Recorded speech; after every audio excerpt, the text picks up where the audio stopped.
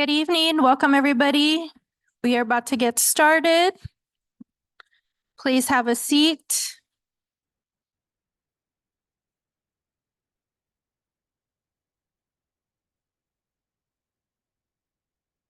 Okay. It is 5:15 and I will call this meeting to order.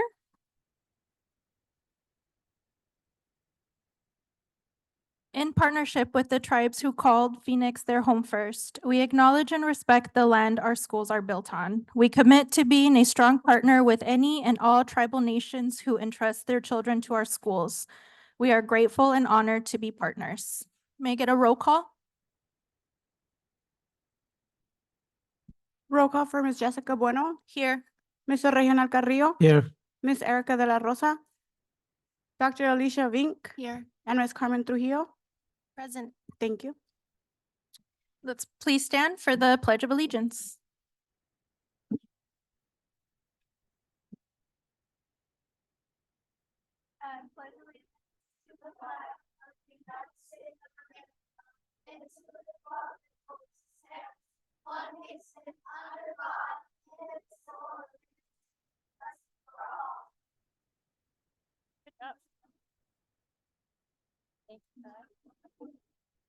Thank you. Good job, everybody. Do I have a recommendation for today's agenda? Madam President, I recommend you adopt the agenda as it stands. Okay, do I have a motion? This is Carmen Trujillo. So moved. I'll second. Vote call for Ms. Jessica Bueno, Aye. Mr. Regional Carrillo, Aye. Dr. Alicia Vink, Aye. and Ms. Carmen Trujillo. Aye. Thank you. Thank you. Moving on to our awards, recognitions, and announcements.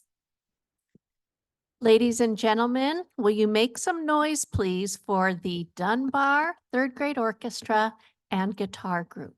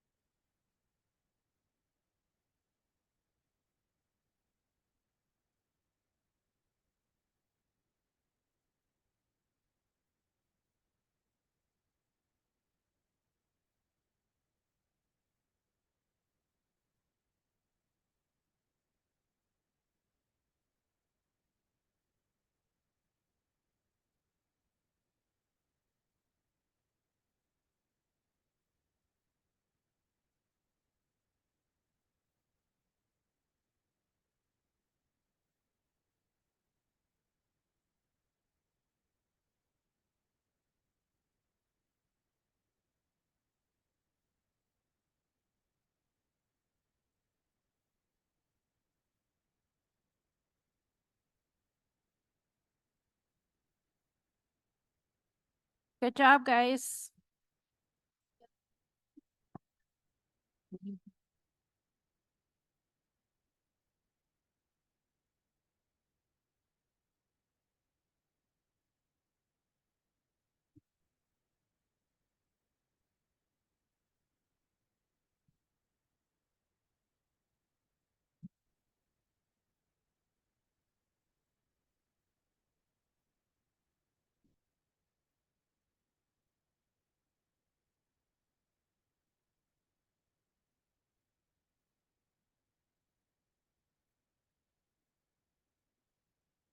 Thank you, Dunbar Dragons, for a wonderful performance.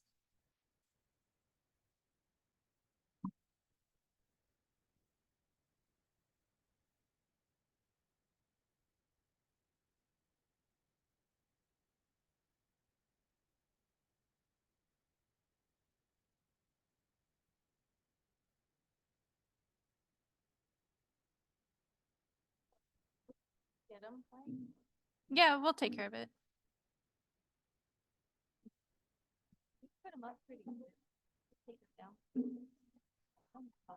Yeah.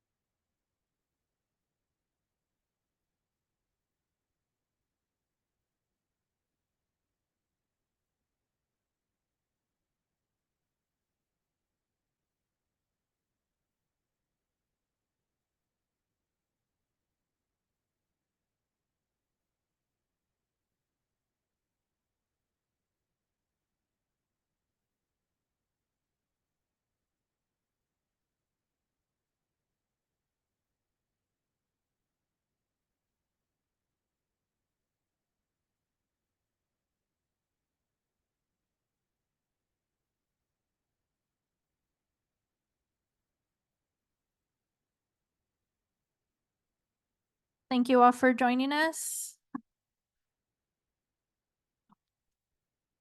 Okay. Thank you. We're moving on to our awards, recognitions, and announcements. We'll start off with our January Star Awards. Who's reading them?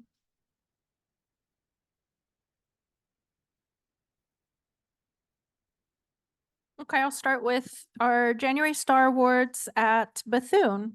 We have Mr. Ricardo Rios, crossing guard at Bethune.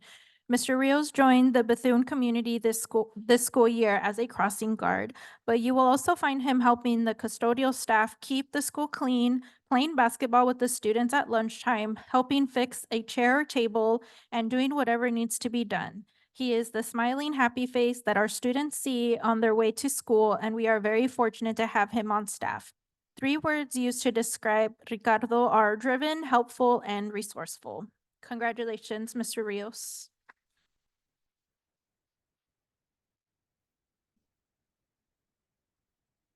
Would you mind going next, Mr. Carrillo? Margarita Herrera, ELL interventionist at Bethune. Ms. Herrera joined the Bethune community late last year after being a tester for Zella and has been an asset ever since. She has built rapport with students and staff authentically and quickly. The students love to be in her class because she uses her experiences as an EL student to connect with them. In her spare time, she heads up the design club and helps beautify any event we have in the works. We are fortunate to have her expertise and passion at Bethune. Some of the words used to describe Ms. Herrera are reliable, passionate, and children-first mentality. And I'll pass it to my left.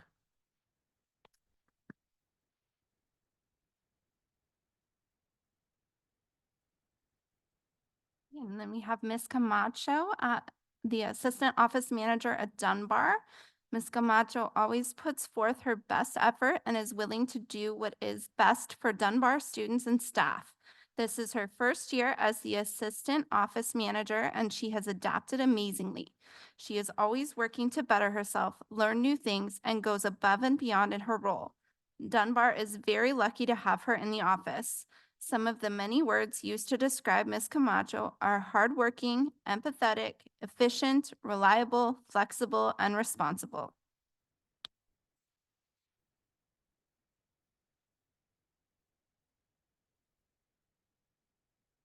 Next, we have Nicholas Shelzy, a physical education teacher at Dunbar.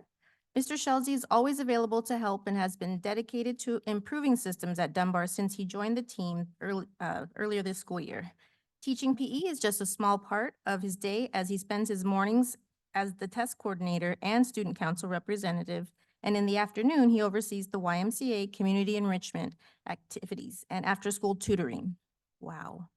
He has amazing relationships with students and families and spends many evenings at the community center checking in on the students before he goes home. He has built strong relationships with staff at Dunbar and offers support to anyone on campus regardless of how busy he may be.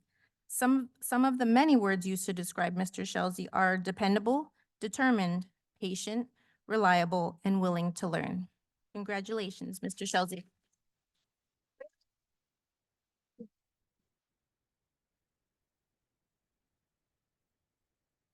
And next we have wanted to recognize our Whittier Kids at Hope Day. Our Whittier students celebrated Kids at Hope Day on February 2nd.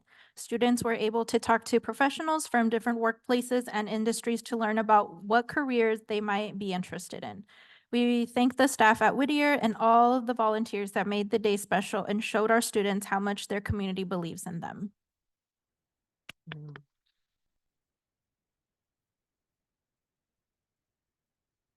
Phoenix #1 Annual Wellness Fair. On February 14th, Phoenix #1 staff gathered at Lowell Elementary for annual wellness fair. Staff had access to snacks, prizes, and activities while learning about their district offered benefits.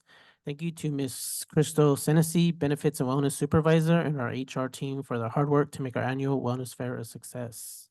Good job.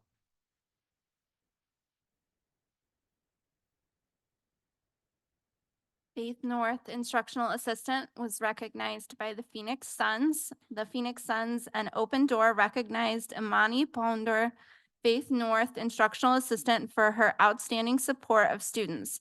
Ms. Ponder is working toward a bachelor's degree in sustainability and will use the $3,000 donation to purchase resources for sustainability efforts like air filters and recycling boxes.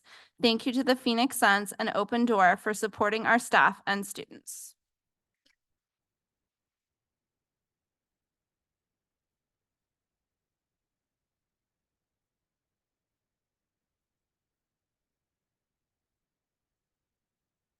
And last but not least, we have Dr. Oz visiting Kenilworth. TV personality and physician Dr. Mehmet Oz visited Kenilworth on February 12th to discuss initiatives to improve school health and nutrition programs. Former NFL players Nick Lowry, Daryl Clack, and Wesley Lisi joined Dr. Oz and shared stories about their lives and careers, autographed items for students, and led a few exercise. Congratulations, Kenilworth.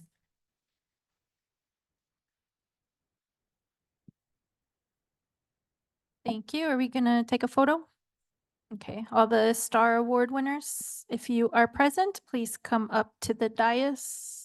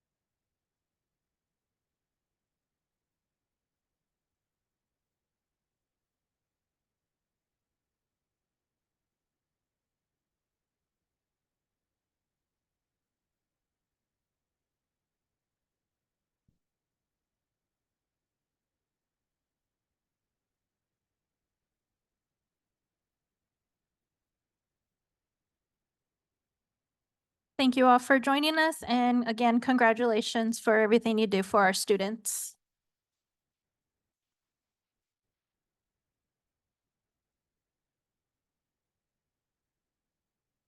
Moving on to item B1, current events summary, superintendent's report. Good evening, governing board members. The week or the day following our last board meeting, Dr. Ailshire and I were able to attend the Council of Great City Schools workshop for staff supporting student outcomes focused governance in Louisville, Kentucky. We worked with cohort members from school districts across the United States, all focused on addressing our own decisions to be intentional in working to change student outcomes. Later this week, we are going to follow that format of the training to provide for all our site leaders and district academic leadership the opportunities to engage in mindset work. We look forward to coming together to change the adult behaviors so our student outcomes can change. The City of Phoenix is offering grants to reduce the heat islands in our district by providing shade canopies and trees on school campuses. Thanks to Board President Bueno for alerting us to these grants and to Board Member Carrillo for connecting us with AZ Sustainability. I also want to thank our team at Plant Services led by Mr. Olmsted and our school principals who are all working to help us ensure that we're able to plant safely 50 trees and that we will have appropriate training to maintain those trees once they're planted so we have many years of shade in our communities. We're also working to continue to get community input about the ways in which we envision our district moving forward for the next 152 years. We're proud of the 152 years as the first public district in Arizona and the role we have played in helping to create a vibrant and diverse downtown community. However, in planning for the next 152 years, we're looking for new innovations that will allow our traditions of family and culture to thrive and be able to sustain that effort through the next 152 years.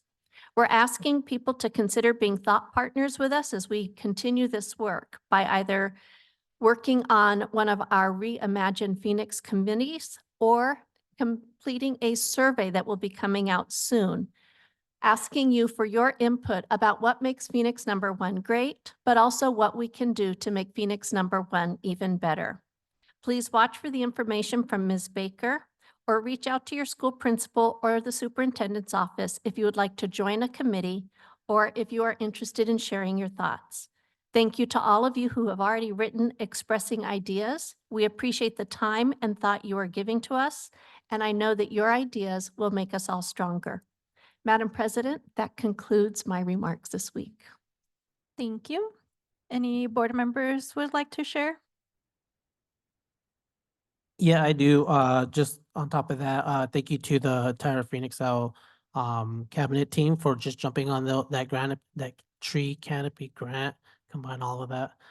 Tree canopy grant and it's a huge financial resource for our community to access trees. And thank you, Mr. Olmsted, for eventually pushing us through. So I can't wait till the day comes. I think we're doing it in phases where we can just like we did at Emerson, get a lot of the community members out to plant those trees at our school sites that really need them. And so I know it's a whole process. So I'll be happy when we get an update on when that grant has been submitted and it's been approved and we're buying those trees and we have dates picked to plant them.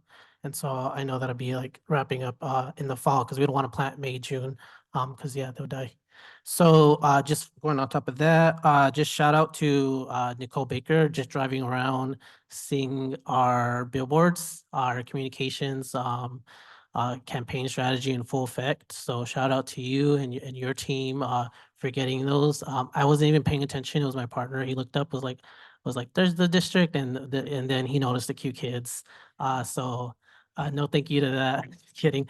So thank you. It was wonderful to see, and I hope that it has the impact that we're wanting it to have as people are going through our community and seeing that we're here, that our district is here.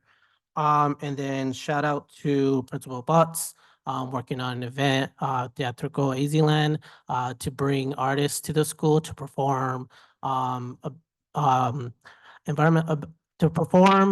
topics related to environmental inequity. So they're going to be doing artist performance, and we're putting that together and to raise awareness and advocacy about those environmental issues affecting our community. So that is being planned out right now, and hopefully we have a date in April where we can invite the entire community out to enjoy that event as we continue to make environmental sustainability a focus point here. So thank you for that. And then that is all that I have. Thank you. Anybody else?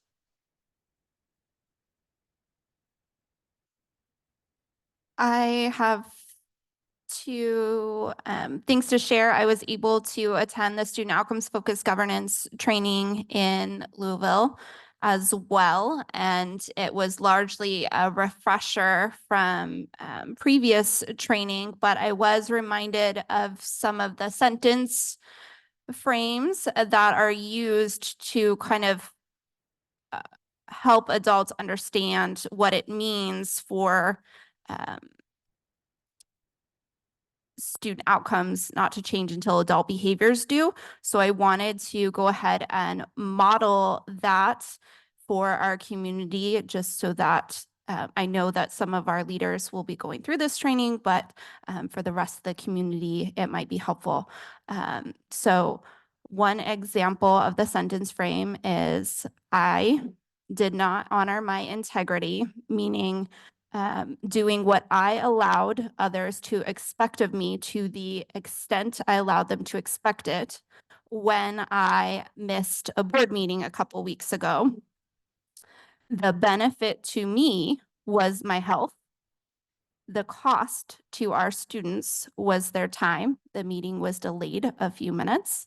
And in the future, you can expect more notice because I wasn't able to give the kind of notice that would have prevented the delay. So that's just an example of that sentence framing in the Student Outcomes Focused Governance. The other thing from the Student Outcomes Focused Governance training that I thought was interesting is they suggested that the board reports actually not be included in our meetings. So maybe that's something we look at in the future. Thank you. Anybody else? Yes, Madam Chair, if I may. I've just got a few. Happy early National School Bus Driver Day. That's here coming up on the 22nd. So big shout out to our school bus drivers who take care of us and our children and everything else they do on top of that. Thank you so very much for choosing Phoenix #1. I'm grateful to be on the same team. I was lucky enough to attend the Garfield Emerson Jazz Concert at a local in-district coffee house, thanks to President Bueno. So that was wonderful. I hear that they perform at other locations and stuff. So keep your eyes and ears peeled for those performances. I also got to attend the Garfield Peter Piper Night fundraiser. So shout out to Garfield. Thanks, everyone. Okay, I would like to share my board reports. Last Monday, February 12th, I was also in attendance of the jazz concert over at Xanadu, 7th Street in Pierce. Our band did really well. They performed for about an hour, stuck it throughout all that traffic on 7th Street. So they did really well. And I'm so grateful that they also had an audience outside. There was people watching them. So that was good.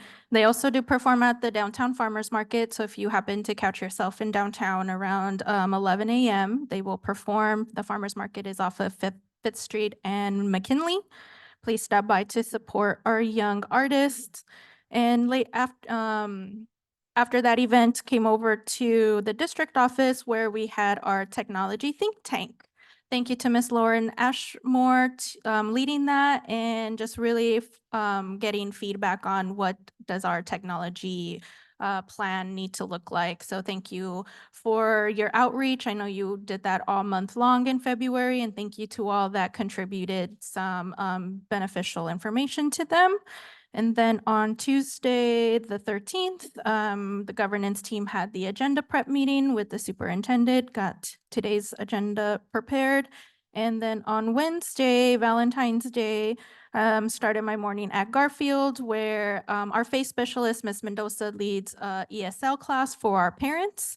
It was great to interact and see 26 parents eager to learn English. So thank you to Ms. Mendoza for leading that effort. And lastly, we had the wellness fair. Again, thank you to HR for an event that was fun. I had fun. I know a lot of staff was also using the bouncy houses and all the obstacle course. So thank you so much to HR. I know that we're going to get bigger and better. And so thank you for this effort. And I just really hope that those in attendance were appreciative of all the work that went behind making sure that this event happened. And please always send your best wishes and just please be thankful that these types of events are happening. But that concludes my announcements. Thank you to all. Thank you all for sharing up here. And we will move on to C, Student Outcomes Focused Governance. Number 1, gonna ground us in our work. Thank you. As Dr. Vink mentioned, the preface of our work is student outcomes don't change until adult behaviors change. Next, and this is our governance framework where we are in alignment with our vision and goals, values and guardrails, monitoring and accountability, communication and collaboration, unity and trust, and continuous improvement. Once we get all of that in alignment is when our student outcomes are the focus. Next. As you see our board goals, we have them up in our boardroom as well. And you can see our first 2 goals are around early childhood literacy and mathematics. Our 3rd goal is around English learners. And our last 2 goals are around our middle school literacy and mathematics. We have our superintendent guardrails, as you can see, 1 through 5. Next, and we have our board guardrails as well. Next.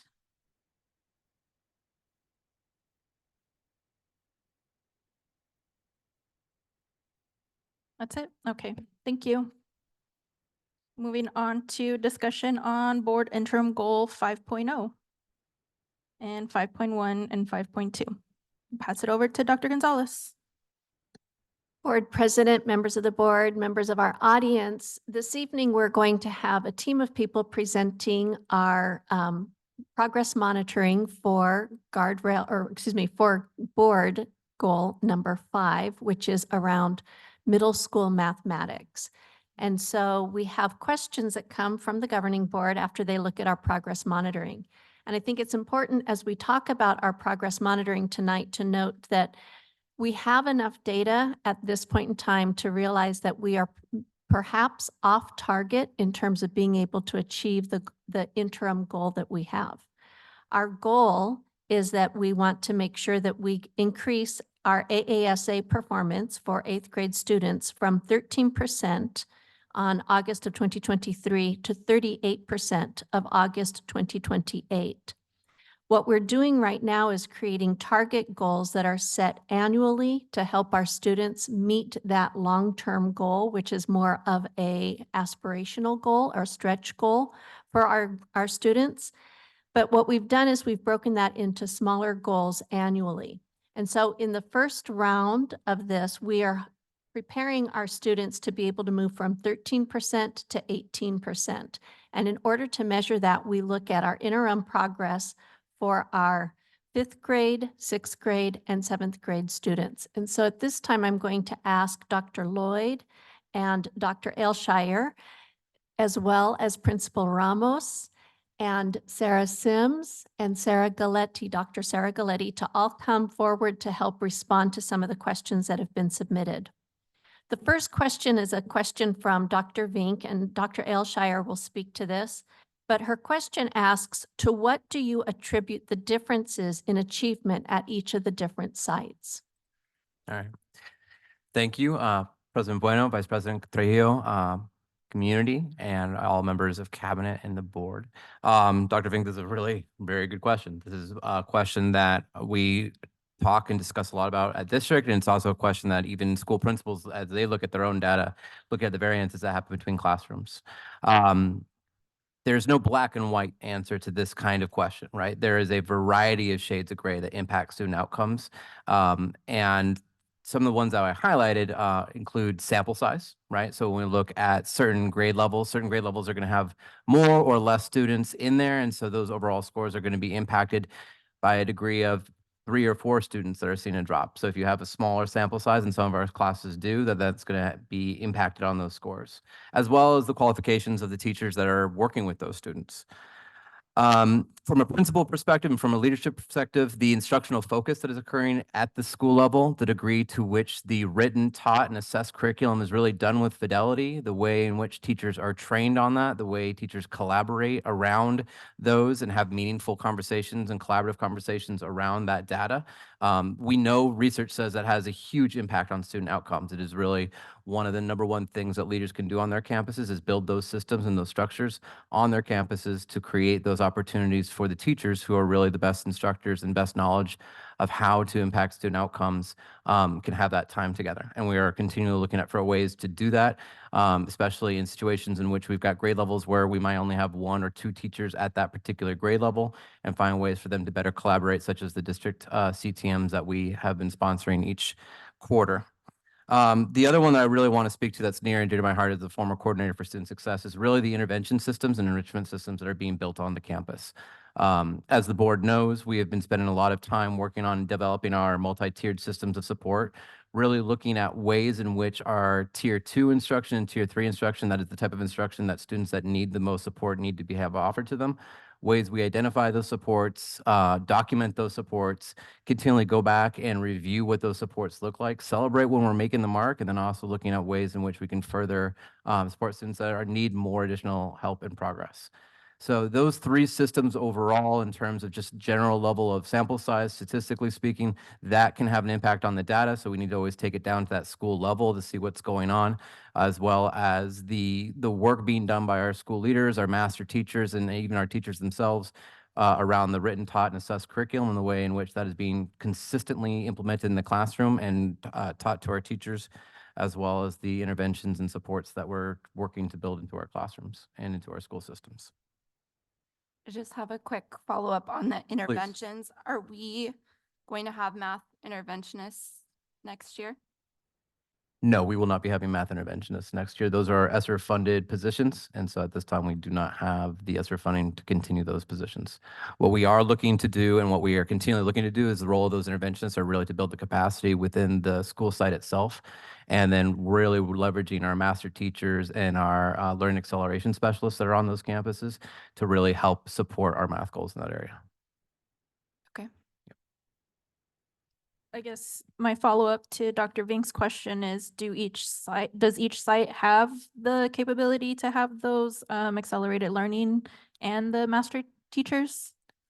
So our goal is to ensure that every single one of our sites has at least a learning acceleration specialist or a master teacher.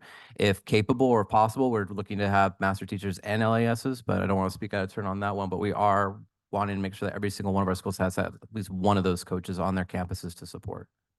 Okay, and then what are we doing to support the summer school in order to get them ready for mathematics? So our summer school program is still in the planning stages. We're looking for teachers who are willing to teach in the summer to help provide that extra intervention for students. What happens with a math interventionist is that they pull out a small group of students and they're not impacting the overall class performance. And when the student is pulled out, they're missing their grade level content. And one of the things that we're seeing repeatedly is that when students don't have access to their grade level content, that's where they start to suffer and they get further and further behind. So instead, what we're focusing on is having high quality master teachers and learning acceleration specialists working side by side with teachers in how to present curriculum, how to work with small groups, and how to help our students access their grade level curriculum at the content level that they need to be successful with the state assessments. So in the summertime, we know that that's an intensive, rich opportunity for us to be able to provide that, But at this time, we do not have a solid plan for what we're doing with our math curriculum, and that's something we're still building. Okay, thank you. My last question is, where does the teacher coaching fit into this? Because last board meeting, we heard from Mr. Anthony about how the coaching has been really beneficial. Those are our master teachers and our learning acceleration coaches. Okay, thank you. Thank you for that question. So our next question comes to us from Vice President Carmen Trujillo. And she's asking, given what we know about the data, about iReady and the curriculum most widely used, what are we going to do to speed up progress? And so I've asked Dr. Galetti, our curriculum director, as well as Principal Ramos to speak to this because I've seen firsthand what Principal Ramos is doing on her campus, and it's incredibly effective in trying to help change the ways in which we're addressing this issue with our students. Thank you for the opportunity to talk about this a little bit tonight. Move that down a little bit. We are doing a lot of things to speed up progress in this area, some of which have already been mentioned with the learning acceleration specialists and the master teachers providing some critical coaching and support on the campuses. They're also, in addition to the instructional practices side, they're able to work with teachers in the planning phase and also helping them to look deeply at their data to look at small group instruction and groupings to really target those specific needs. So that timely focused instruction, that direct instruction in the classroom, they're able to help to support that. That provides not only time for just the direct whole group, but also that time for exploration of the conceptual understanding of the math in small group time, and also providing that opportunity for independent practice as well.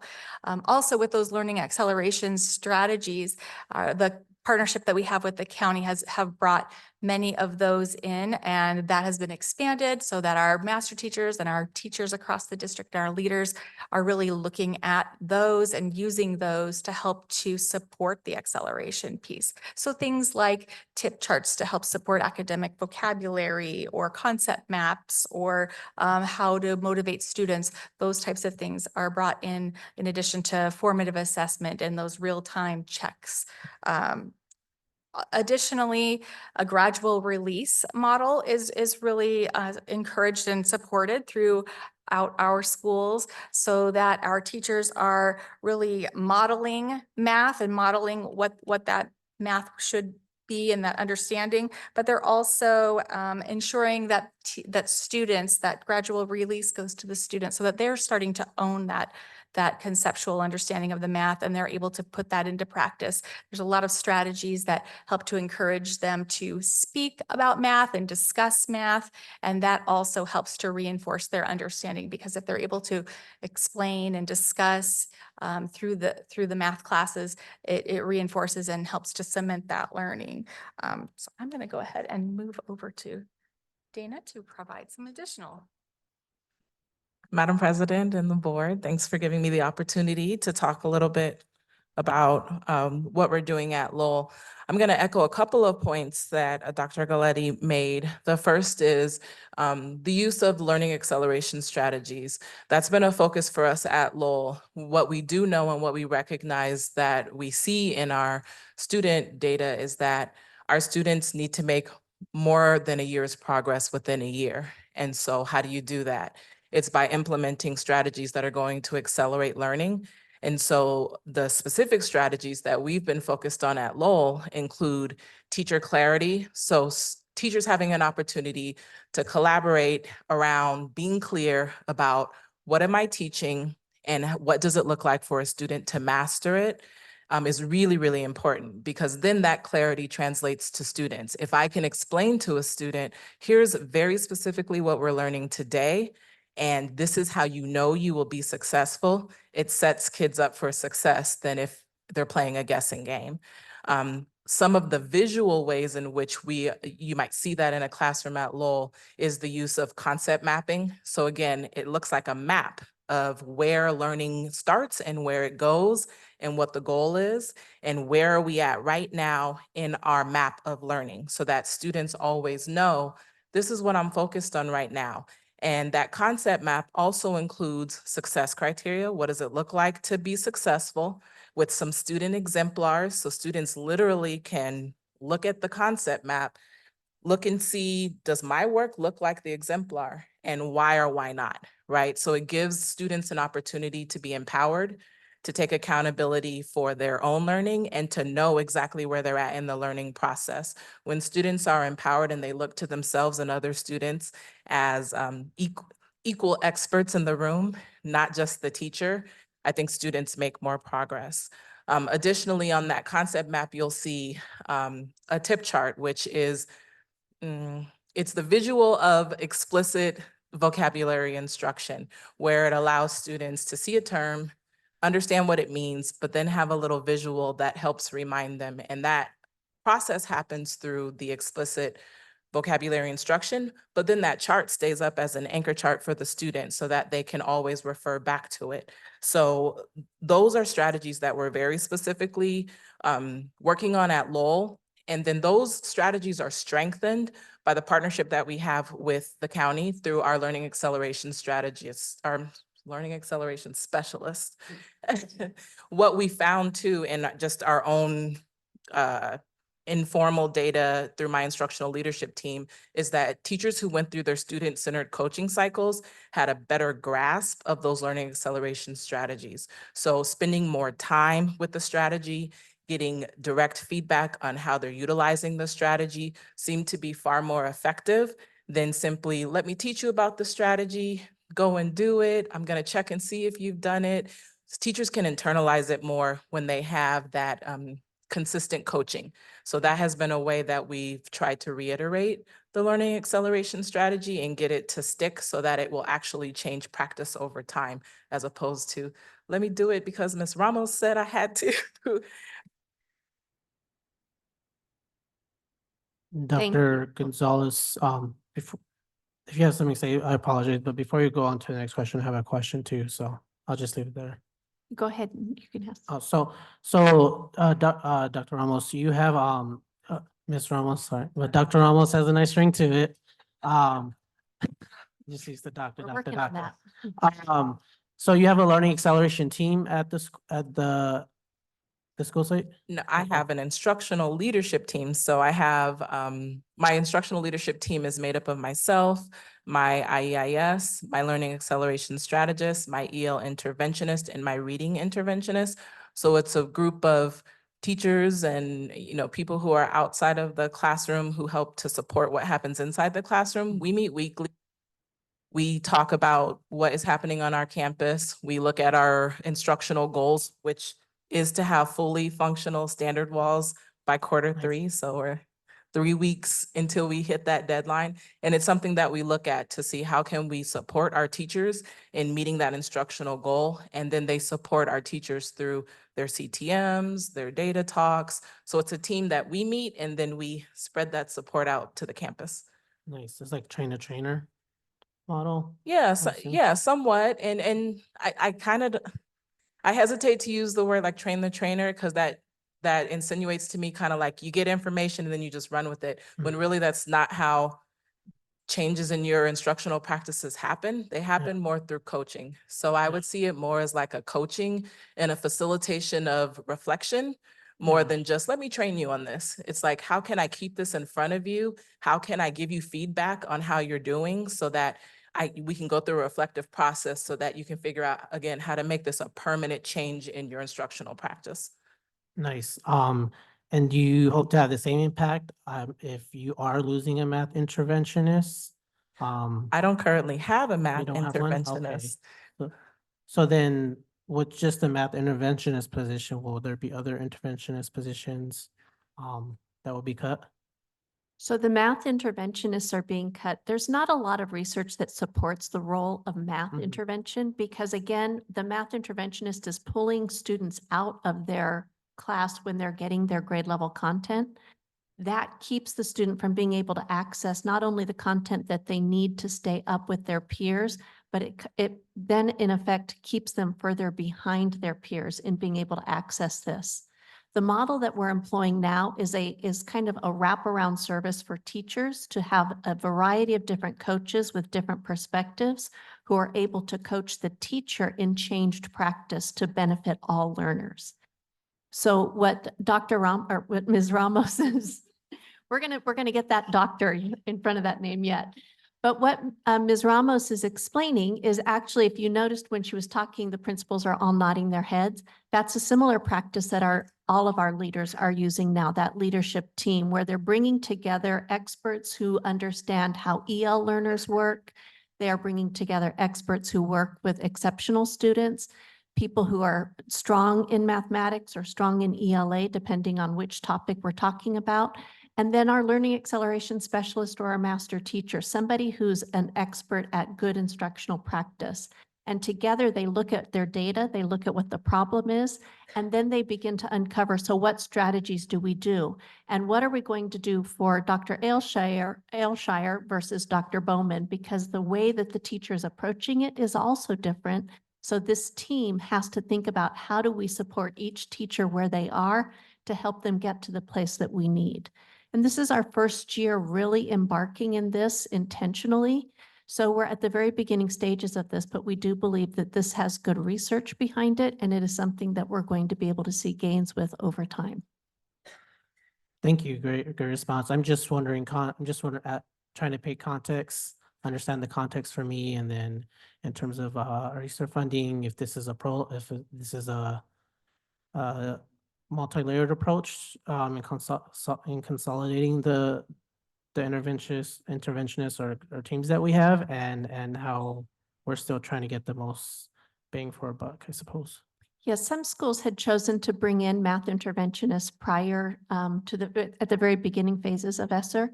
And as time went on, most of the schools dropped their math interventionists. A couple have kept their math interventionists. But now that ESSER is ending, we're not going to continue to fund that and instead invest in this kind of an approach.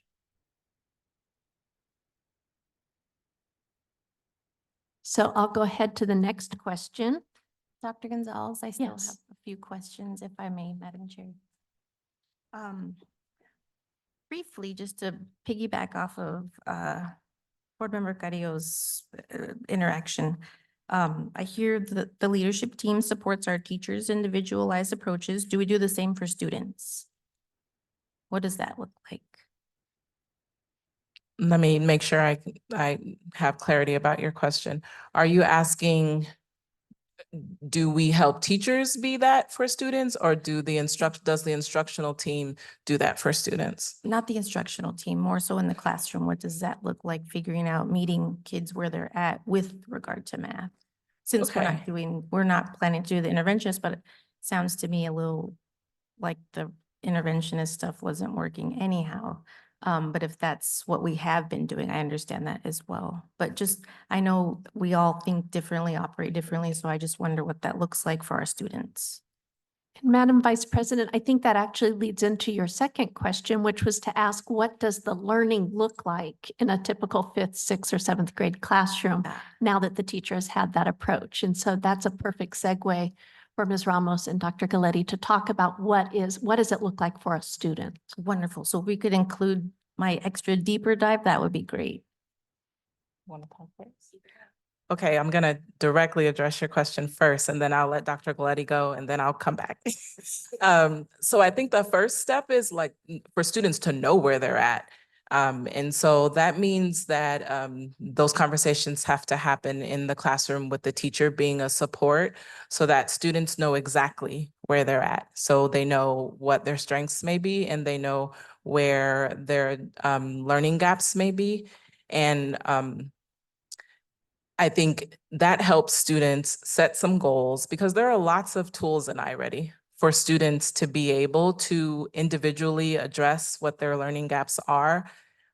But I think sometimes what is missing, and that, and I'll speak for myself, that I as a leader need to be better at, is supporting my teachers in how to have those conversations with students about, this is where you're at, this is what you're really good at, and this is where we need to focus. Because what can happen is particularly in math, particularly at the middle school level, I'm just not good at math, right? That's the perception. But really, there are just some things you don't understand about math, and there's lots of things that you do understand about math. So knowing exactly where students are and giving them a pathway to work on a goal, I think is the first step. And so giving permission to teachers to say, let's take a small break from my instruction so that we can see where you're at.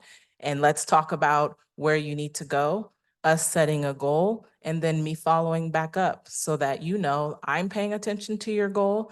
And then to take it a step further is to have that student track, be a part of their own tracking. Again, when a student has that ownership of their learning, then most kids, especially middle school kids, will do it on their own.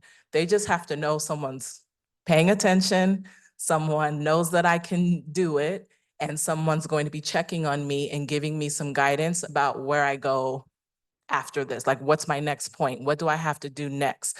So I think that's the answer to your question. Yeah? Okay.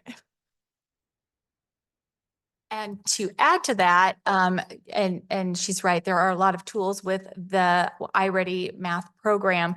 One of those is MyPath that also helps to provide that additional data for teachers so that they can get an idea of where students might be individually and what skills they might need to work to provide some additional reinforcement during the class period. We also talked last board meeting a little bit about the 90-minute math block and the structure of that math block and how that looks and how it's designed to provide not only that whole group opportunity for instruction, but also the opportunity for students to really practice and have that discussion about math, practice the language around math, and then ultimately getting to that independent practice where they're able to do it on their own confidently and have several different strategies to pull from in order to make the best determination for what that might be. So our iReady math lessons typically will follow and explore, develop, refine kind of a pattern. The Try, Discuss, Connect is that language strategy that's apparent in all of those lessons where they're really engaging in those mathematical conversations, that discourse that's so important to really internalizing and cementing that mathematical knowledge. There's also modeling. So teachers are doing some modeling and students are doing modeling as well, using perhaps appropriate manipulatives, or you may see whiteboards or whatever those tools might be to help to support that. There's also formative assessments that they're doing throughout that lesson so that teachers are able to get that feedback right then and there about where students are, where we might need to reinforce a little bit or spend a little bit more time. So there's exit tickets, oftentimes differentiated practices, and then ultimately getting to that independent practice time as well. So teachers are really working hard to integrate some strategic scaffolds throughout the lesson and support that academic language development that we know our students need, and then promoting the engagement throughout the math lesson so that we're able, all of our students are able to access and really practice math, not only from just a written sense, but really through an oral sense, and making sure that they're really able to discuss math because that's where they start to really understand that vocabulary when they're able to use it. And as far as the assessment pieces, there's lots of assessment opportunities. So there's the formative assessment that happens throughout the daily lessons, but there's also short kind of lessons that happen at the end of lessons, 5 to 10 questions to give teachers some of that immediate feedback about where there might need to be more reinforcement. And then there's unit assessments as well to provide that deeper look and really help to provide that data that will give them more information about perhaps which groups of students might need to be pulled for some of that additional support. So having that 90 minutes provides teachers the opportunity to really address all of those needs within that time. Quick follow-up. I have 3 questions total, but I think I heard a little bit of it. There is a writing component, like they're able to go practice things out. That's the modeling part. So there's a try, discuss, connect piece, and I think, but there is also the opportunity to write about math too. So you might see in a classroom where students are given a problem and they're asked to try it. You know, they're trying it, and that gives the teacher the opportunity to walk around and see who's getting it, who's not getting it, where's the struggle seeming to be, and then they're having that opportunity to discuss. So what strategy did you use? How are you understanding this? And so they're able to have those conversations, and the teacher again is walking around and hearing this. So they're able to understand a little bit more refined where misconceptions might be, or where we might need to lift or strengthen particular mathematical language, et cetera. So, and then there's that connection. So they're able to then talk about the strategies that were used. The teacher is able to pull those out and share those strategies to strengthen that understanding for all of the students. So through that approach, the students are writing about math. They're talking about math. So there is that language development embedded right into that math classroom to really reinforce the math through a deeper level of really, if you're able to talk about it and write about it and communicate about it, then you're able to really have a deeper understanding of what that mathematical concept might be. Got it. I was trying to get a visual, since I know iReady's online and so is the MyPath. Does everybody use MyPath, or I know I've heard about it before, but does everyone have iReady and Everyone MyPath? has, but yes, MyPath is a component of the iReady mathematical program. So it is a component that provides more individualized information for students. So it helps teachers to really know specifically which skills a student might need reinforcement around Got or it. support. I think I remember, so it's like you do a problem up until you don't either know how to do it, or I think that's trying to grasp if that's the program I'm thinking of. And last question, you mentioned Makisa grants. Is that all our schools have those, or just some of our schools? If The you can learning remind me. acceleration specialists? Yes, ma'am. So some of our schools have learning acceleration specialists, and as Dr. Gonzalez mentioned, we have learning acceleration specialists and we have master teachers at our school sites. And not all have learning acceleration specialists. However, those strategies are used across all of our campuses. So those are, whether the master teachers are able to support those as well as our leaders. So we have those strategies embedded throughout all of our campuses. Thank you. Thank you for the extra And- information. Madam Vice President, we received another round of grant from the school, Makisa, it's not Makisa any longer, the County School Superintendent's Office. And with that, we are able to expand the number of learning acceleration specialists that we have, but it also provided the opportunity for all of our site leaders, master teachers, and learning acceleration specialists to work together over the summer to learn how to do this. And this is where we developed our one thing as a district. And then again, this summer, we're going to do the same thing to come back to that and really hone our craft as observers and leaders on the school sites to bring these acceleration strategies into every classroom so that every student is benefiting. Thank you for the extra information, Dr. Gonzalez. I have another quick question. Is that okay? So the model that they're discussing, where in this data do we see that that's working? So in the data, you would see that really ultimately when they're really understanding it, we should see those scores increasing, that understanding increasing as they are getting more practice with having those conversations around math. So as students are exposed to that concept and they get more familiar with the mathematical language, they'll become better at making those connections and building that vocabulary. And the next question actually comes from Vice President Trujillo asking what evidence suggests that these strategies are going to work. Okay. So we'll actually have Dr. Lloyd and Dr. Galletti speak to the research behind this and why we believe that we're going to be able to see this Remembering again, we're at the beginning stages of implementation, so it might not be an accurate time to say, this is where you will see this in the classroom. So just to be clear, then we have not been implementing this strategy all year at Lowell. We are implementing this strategy, but we're in the beginning phases of implementation. And we are working with different teachers at different phases of that. Okay. When you say the strategy, you're referring to the use of the learning acceleration strategy or specialist. Okay, so this is what I would speak to. Yes, it's something that we've been doing all year at Lowell. But what it has allowed for us to figure out for ourselves is exactly where we need to support teachers. So I'll give you an example.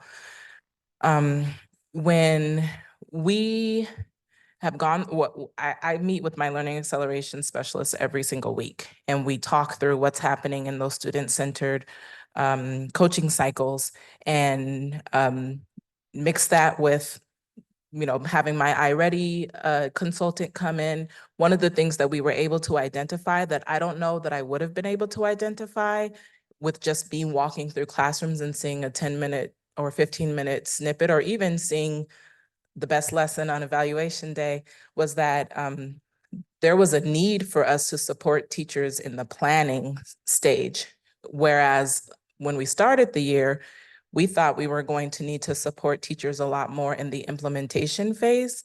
But what we recognized, and like I said, I don't think I would have been able to just know that myself without that learning acceleration specialist, and then coupling that with our Ready consultant and them walking through with me and then meeting with teachers, is that's where the support needs to happen. And so again, when you're talking about that coaching happening, it's happening in all stages of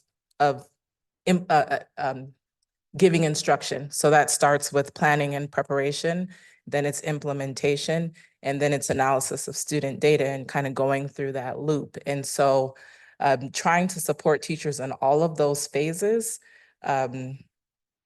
is what we need to be doing. And we've made a little bit of a shift at Lowell from just focusing on implementation and saying, use these strategies when you teach, to how do I plan for these strategies intentionally? So what I would say is, I think that we have evidence at Lowell that the coaching that happens has been impactful on teachers' ability to implement more intentional instruction. And it might take, you know, a little bit of time to see that on the backside, at least in a benchmark, right? We might see it more so in the comprehension check, right? I've been through a coaching cycle and I did a pre-test and a post-test, and my data looks really good, right? Because I've had that ongoing coaching throughout the course of this unit. It might take a little bit of time to see that in a benchmark where they're looking at all skills. Does that make sense? And does that answer your question? Okay.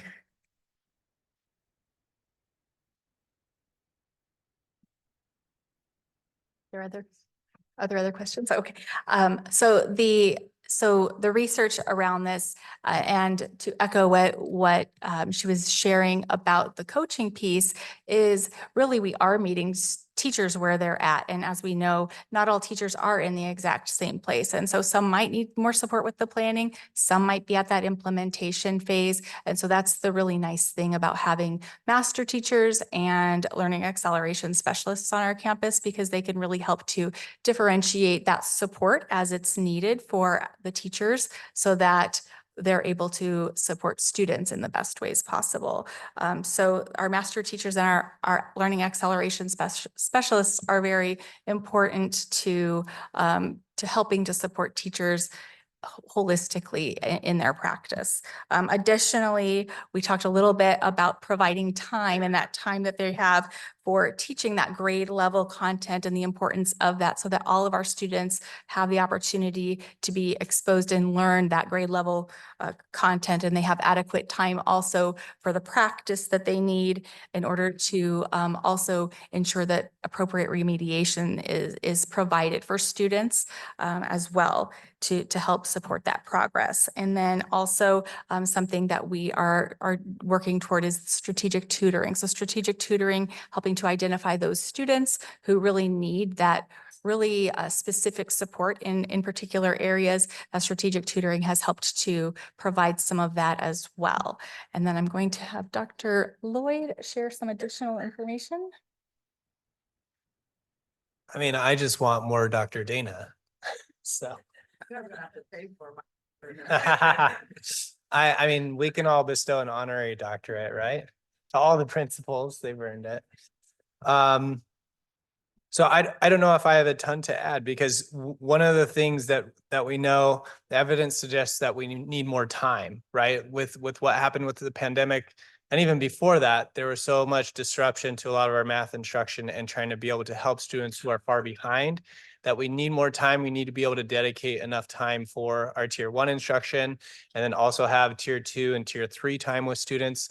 And honestly, a lot of what we typically think of as tier 1, which is for all students, we also have to incorporate things that from what we would say is tier 2, which is a smaller percentage, but really for us, it's the majority still, right? And so trying to make sure that for all of our students, that we can focus on some of these strategies that are going to affect students' ability to not only get access to grade level, but to continue to grow and build some of the foundational math skills, right? We talk a lot about reading fluency. Well, math fluency is also a thing, right? We have to build their ability, because most of the time, the math that they're being asked to do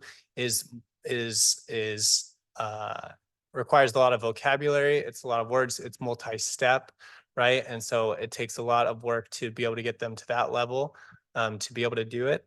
And so the planning that was brought up, that's what I've heard at several other sites as well. They've come down to, it really takes intentional planning and understanding of where our students are at to make that successful. And that's what the evidence suggests as well. Where we see students growing the most is where they're able to have that kind of intentional planning, that intentional time with students to support grade level, as well as missing foundational skills. And that's a nice segue into another question that President Bueno asked. Knowing that our time is limited with this particular cohort of 8th graders, what type of individual support and planning is provided to students in the next district? And this is actually, Randy, if you can put slide 1 up on the overhead so our viewing public can see this. This is in reference to that particular data set. And Dr. Ailshire will speak to this. So this is an area, again, that I got to have a lot of experience with as the coordinator for student success, and it's work that we're continuing as we work to make sure that our students, as they leave our K-8 district, whatever districts that they are going to. Now, we know that for the most part, the vast majority of our students go to Phoenix Union. So having a really strong partnership with Phoenix Union is imperative to this process. And I can give a lot of credit to Phoenix Union. They have really, over the past few years, developed a really in-depth process for wanting the data on the students that are coming from Phoenix Elementary. I can speak to just a few years, just right after the pandemic. All they want to know was, should the kid be in a remedial English class or a remedial math class? That was the only question that they essentially asked. And essentially, in concert with the social worker and the principal, we had every 8th grade student, we'd identify what their course selection should essentially be. Since that time, the amount of data that they are collecting on our 8th grade students in terms of what type of interventions have been implemented for those students? Are these students actually more geared towards acceleration? Should they be placed in accelerated classes? What are additional factors that we should know about these kids to make sure that they're not only put in the right courses, but they're given the right supports their freshman year as a wraparound? And so that's been a really, really powerful shift in the change of not just courses, but what are all the other things? And I can, again, look to our MTSS teams, which have been doing such a phenomenal job of really making sure that we've got that information about those kiddos and that we can be able to provide those counselors at Phoenix Union that information. In addition to that, I want to emphasize the power of the relationships that our district is based on. This is a huge piece of work, and I can look over at Ms. Baumgartner, our coordinator for social work, because a lot of this is based on knowing the individual child. And so even for those students that are not necessarily going to Phoenix Union, the social workers are very dialed in into where those students may be going if it's not Phoenix Union particularly, and making sure that that institution, whatever it may be, is really keyed on the best information for our students, both academically, but also what are all the different ways that we can make sure that students go in and are persisting and thriving in whatever educational system they're in. So again, huge attribute to the social workers who take that incredibly personally. Thank you. Yeah, it's extremely important for us to support our students after they leave our K-8 system. And so thank you for your feedback, because then that also gets me thinking, how are we also preparing the parents, because they are the students' biggest advocate. So how can we also empower them to make sure that they are selecting the right classes and can advocate for them at their high school level? So thank you so much for that feedback. All right, our next question from President Bueno is on slide 2. And she's asking, what is currently happening that did not allow us to be on track to achieve this goal? And again, we're going to hear from Dr. Lloyd as well as from Ms. Ramos, since I can't afford her doctorate. Thank you. So this answers a couple of questions, because one of the questions was about what evidence do we have that things are working. Well, we do see in some of our domains, when we do the iReady math diagnostic, we get information in 4 domains, one of those being numbers and operations, which is some of those foundational pieces. And we spend a lot of time on that in the first half of the year, right? And so we would expect to see more gains there, and we do. Okay, and because of our instruction, right? It's not just because of the lessons they're doing on their MyPath time, but because they get explicit instruction with grade level curriculum during that time of the year. So we saw that. We saw improvement for our numbers and operations domain, as well as measurement and data was another domain where we saw some of that improvement, with students actually being, for the interim goals that we have, they are on track in those domains. In geometry and algebraic thinking, we see more students are missing prerequisite skills. So they're still 2 and 3 grade levels behind. And so part of that is we haven't done instruction on that, as much instruction on that the first half of the year. And so we're going to be working on that. But it still comes down to a lot of the foundational math pieces that are still missing. And I really appreciated, I went to Lowell, where they started having discussions with each one of their teachers to talk about what is working, what do they see in the data. And it was phenomenal. So I want to let Ms. Ramos share more about that. So I don't want to completely take credit for it, because I talked to several of my colleagues over here who also do data chats at their school. And I'll be honest, I was a little bit scared at first to implement it, but my colleagues gave me a lot of support and said, this is what I do, this is what I do. So again, met with my instructional leadership team to determine, what's the purpose of this and what do we want teachers to get out of this? So what we were asking teachers to do in those data chats were to look at ELA and math data, and to identify where it looked like there might have been an issue with tier 1 level instruction. So let's say if you have 80% of your kids in a specific domain being 2 or grade levels below, you're not going to be able to intervene your way out of that. That's something that has to be addressed at the tier 1 level. So what do I need to do? So I'll give you an example with my middle school math teacher. He recognized that there was an issue with fluency. And so that's why we were seeing some of our data in the algebra and algebraic thinking domain. And he recognized that fluency is something that we expect middle school students to already know when they get to middle school. But what we recognize is that a lot of kids just didn't have it. And so kids are spending so much brain power trying to do computations as opposed to trying to put into practice the conceptual knowledge of algebra, right? So how do we address that?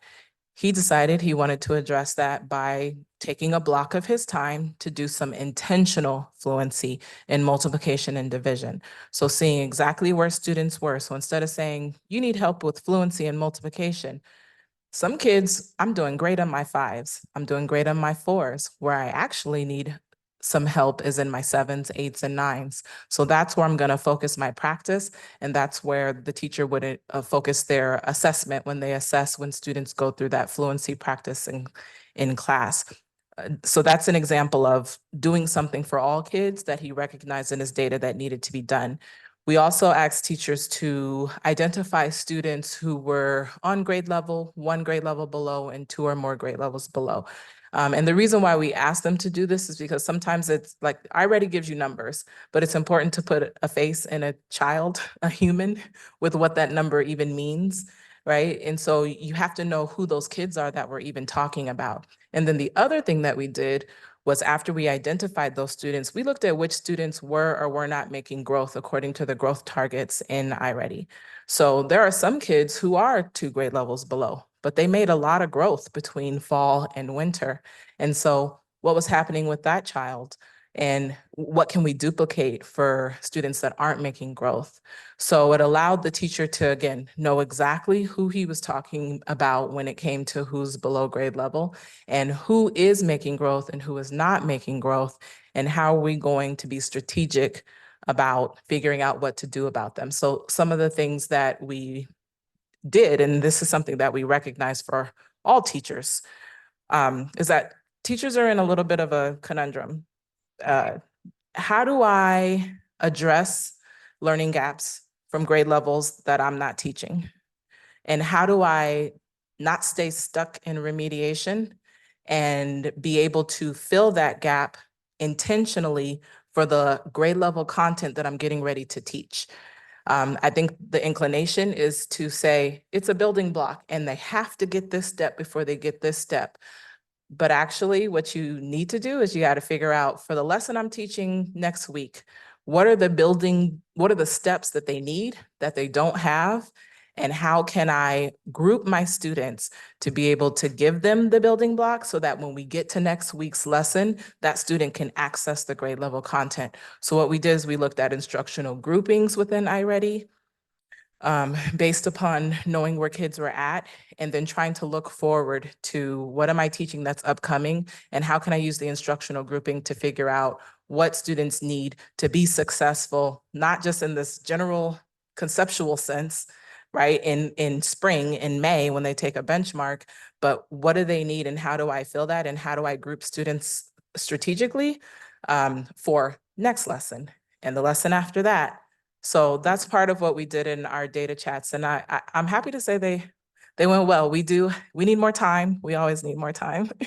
45 minutes was not enough time to talk it through, but it was a really good start for us. And I feel proud of my staff for engaging in it. And I feel proud of my instructional leadership team for leading those.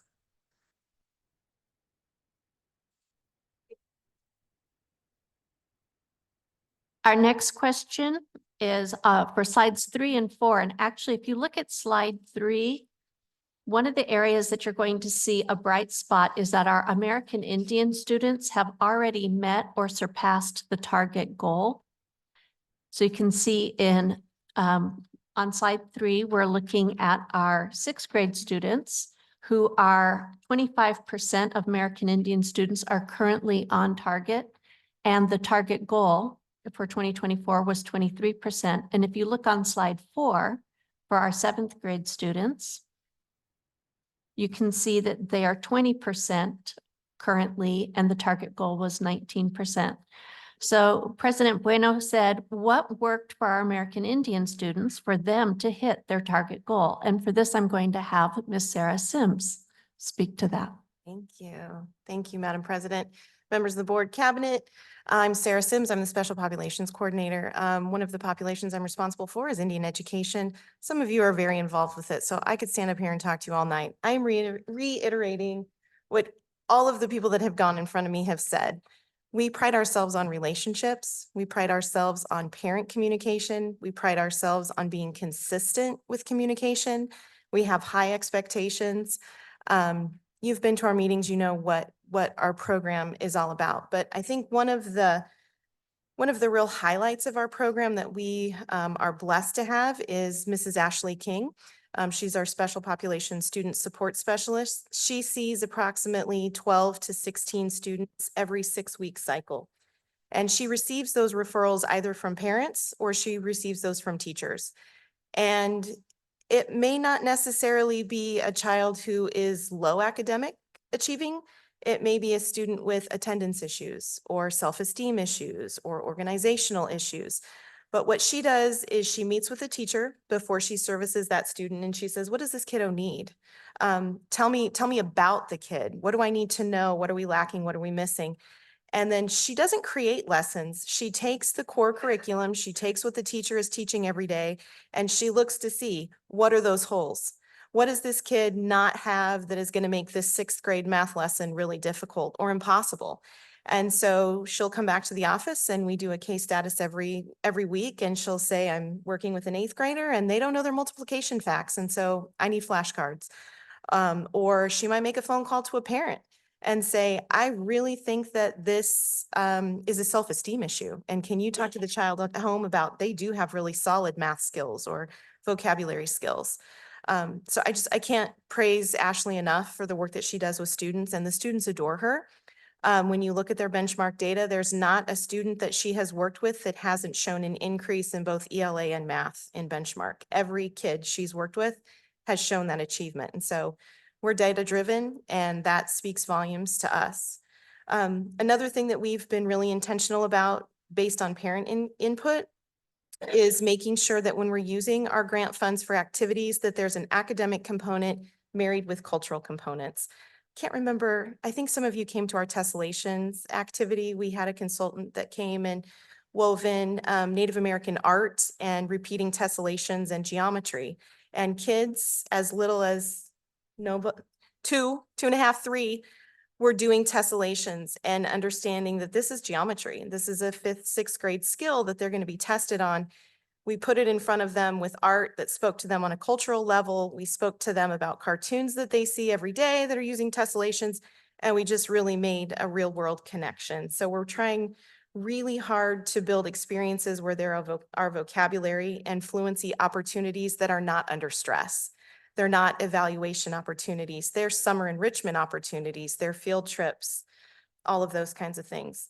To answer another question that was previous, how are we articulating to the high schools?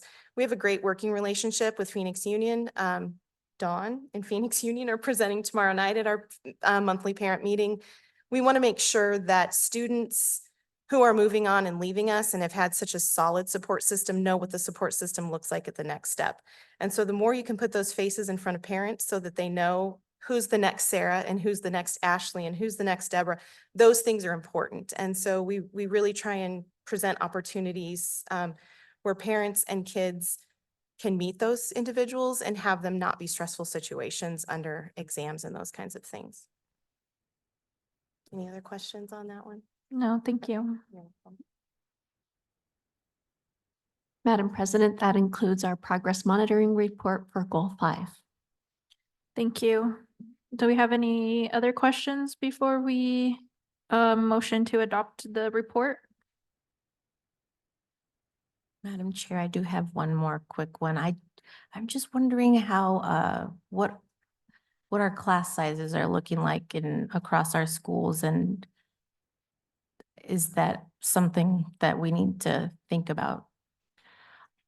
Madam President, I can say that our class sizes are lower than what is typical prior to pandemic. However, I don't have the exact numbers. I can get that for you in a board report. Well, thank you all so much for your expertise and explaining and walking us through our progress monitoring. Ms. Ramos, thank you so much. I know you've done a tremendous job with a site that you inherited. So congratulations and thank you.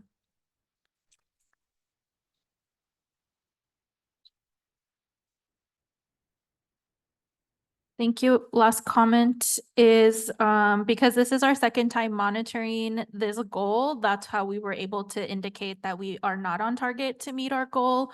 So to me, this is exciting because it's us being transparent and factual about like where we are. So thank you. I know that it's hard to stand up here and say, you know, we're not meeting our mark, but it's something that we need to face. So with that, I motion that we approve our student outcome focused governance progress monitoring report of board goal number 5. Thank Alicia. you. Ms. Carmen Trujillo, I'll second. Roll call for Ms. Jessica Bueno, Aye. Mr. Regional Carrillo, Aye.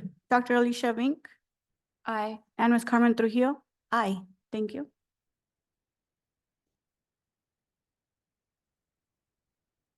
Thank you. We're moving on to Superintendent Guardrail number 4.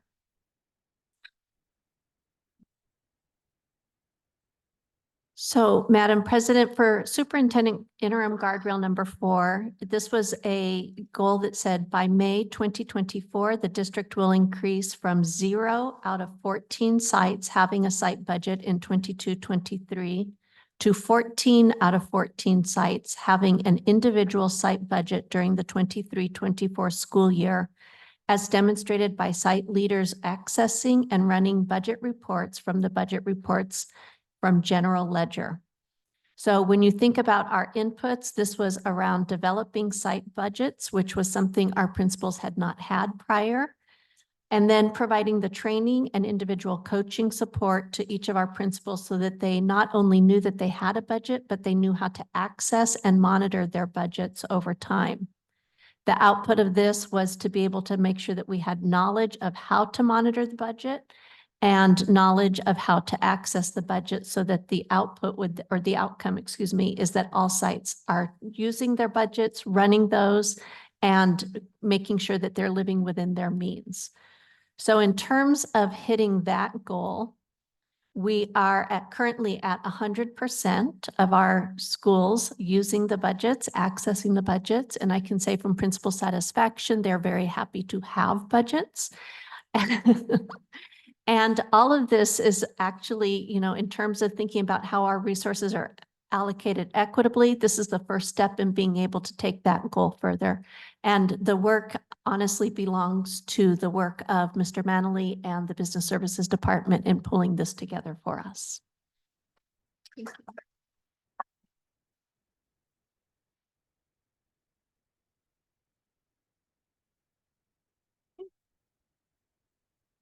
Anything further, any questions that you have for this goal? Or guardrail questions? Nope. All right, hearing none, we are moving on to our our self-board evaluation. So board members, if you will turn to page 2 in our framework, we're going to go through all of the concepts and then be able to give ourselves points.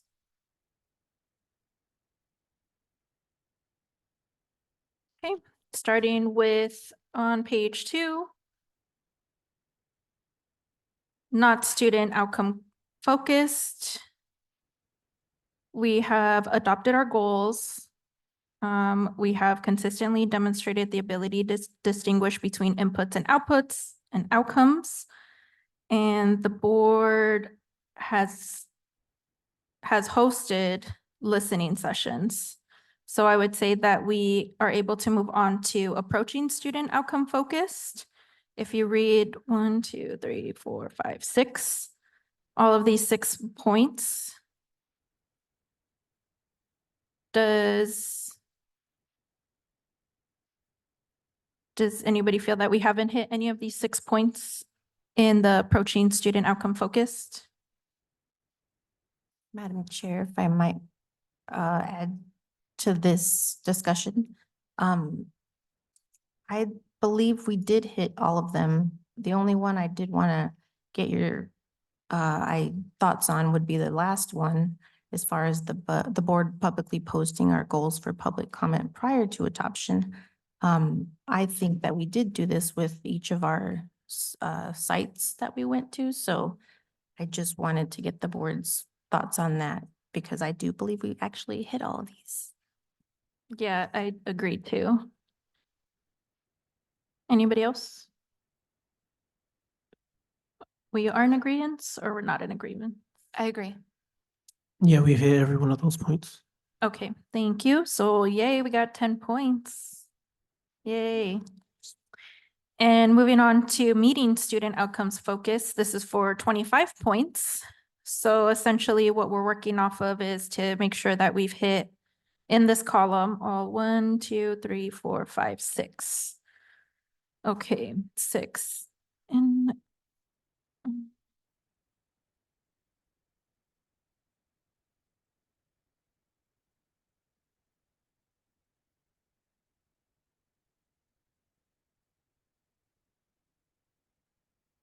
I think we meet that one.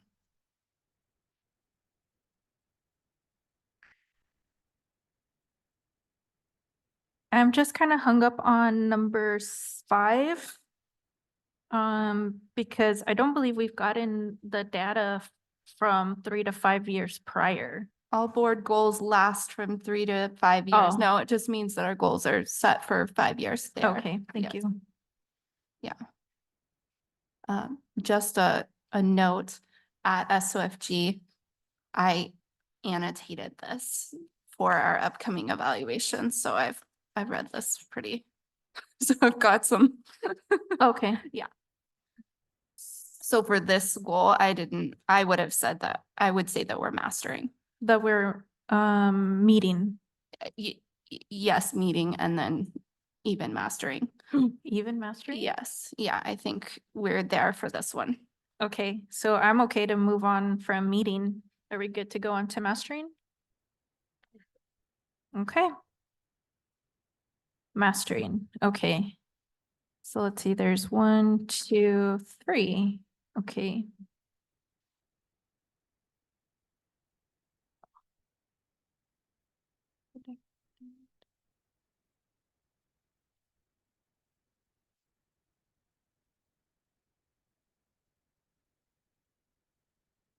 And Dr. Vink, would you mind expressing the last one?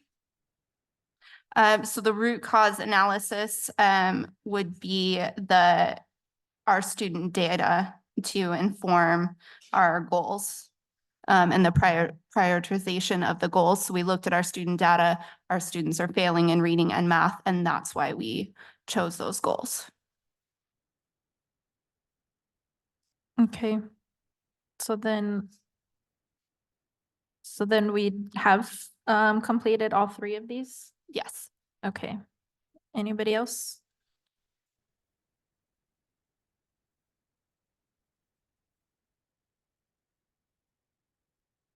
Dr. Vink, if I could ask you to touch on the comprehensive student needs assessment, everything else makes most sense to me.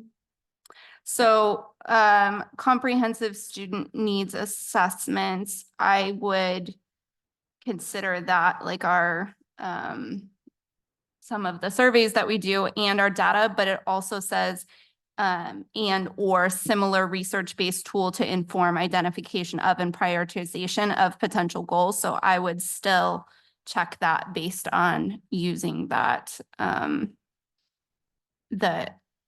What we did in December 2022, I think, where we did our big work study. yeah, and looked at Dive. the data and I mean, you can comment here and help us. Madam President, Madam Vice President, Dr. Vink is accurate. When we met in December, we spent time really looking at all of our student data. And if you'll recall, we went through and based on the feedback from community in terms of what were the high areas that they wanted to see improvement. We talked about early literacy, middle school math, and we talked about EL. We also said we wanted to make sure that in achieving middle school math, that we were focused on the so we're building that trajectory forward. What we did then is we sat down and we looked at all of our data and we set possible benchmarks and then we tested it and ran some theories and then we came back and adjusted it so that we were really making sure that our goals were aspirational, but they were still reasonably attainable within the framework if we are able to implement the changes that we've identified. Thank you guys very much. Okay, with that, are we okay with evaluating ourselves at the 35 points for the vision and goals? Yes. Okay. Moving on to, so we scored 35 out of 35. Just so everybody knows. But we are moving on to our values and guardrails. Okay, let's see, not outcomes focused. We've adopted goals, posted the opportunities, okay. What were your notes here, Dr. Vink? The note I have is in the meetings meeting category just regarding, I can't remember. I know we considered theories of action, but I'm not sure if we adopted it formally. But also it just says has considered adoption of one or more. It doesn't actually say has adopted one or more, so maybe that. What do you think over there?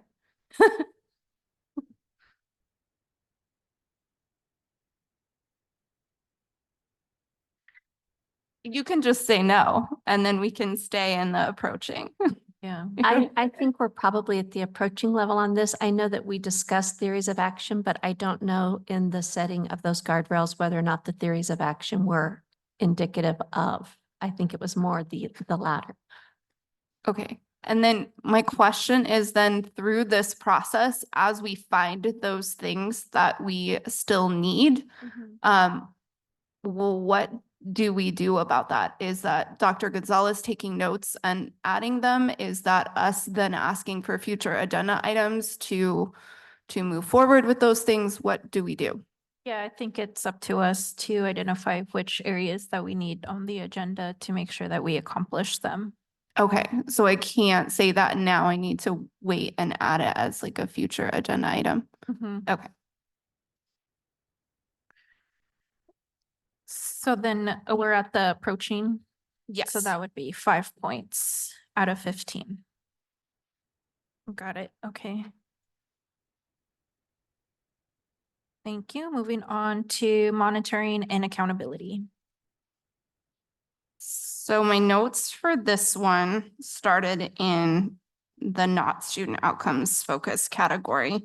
And my question was under the board has not consistently demonstrated the ability to distinguish between customer service issues and owner service issues.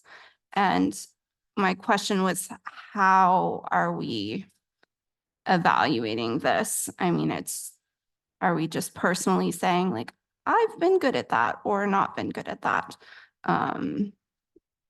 Because I'm not sure that we're really great at that yet. Yeah, I would agree. I think I would lean on our administrators to kind of keep us on point of if that is a customer or owner request. So as a point of clarification, are you requesting that I do a better job of reminding people when it's a input versus a board? So I think that maybe this one is a little bit different than inputs and outputs. An example of this would be like our text chat today, where a parent said to me something, and instead of me saying, oh, let me help you with that, I can help you with that, I referred her to her administrators, principals, superintendent, anyone else. But I don't know that that has been the case for this entire monitoring period. So I'm not gonna rate myself. I would there. agree that's an area we can all improve, and I will commit to helping enforce that. Okay. Okay. But I think, Dr. Vink, to your point is, each of us individually, understanding the customer versus owner response. So when we come across like a situation, it's on us. How should we identify it? Should we update the superintendent of the situation, or do we just talk about it when we're doing our evaluation? If there's an issue that is customer service. So I think the question is asking, are we as board members acting as customer service to the community? Instead of owners? Instead of owner, or no, can we distinguish them? Has not consistent the ability to distinguish between, right, exactly, yes, yeah, instead of owners. So the owner would refer to someone else to help. Yeah. And Dr. Gonzalez is agreeing that maybe that's not quite what we're all doing yet. So in Dr. Ramos's vernacular, it's the issue of when you go to the basketball game and you don't get your cherry flavored Coca-Cola, you don't complain to the owner about that. Or if you do complain to the owner says, oh, you need to go to concessions and have that. And so it's recognizing when you refer someone to the employee versus when you refer somebody to the owner. Yes. I guess I'm just trying to identify how do we have this conversation again before we have to do our evaluation again. I guess it's just like where I'm like stuck on. Okay, so then I think we can just check with Dr. Gonzalez if you're in a situation where you're like, I'm not sure if this is me or her, and hash that out. Okay, That would be my. perfect. So I'm okay with keeping us at 0 because I do think that that is something that we need to work on. Any other feedback? Okay, so we'll keep us at 0 at not student outcome focus for monitoring and accountability. 0 out of 30. All right, moving on to communication and collaboration. What do you have for us, Dr. Vink? I'm looking, I had a question under approaching, Okay. but I'm not entirely sure what I was indicating, so I'm reviewing real quick.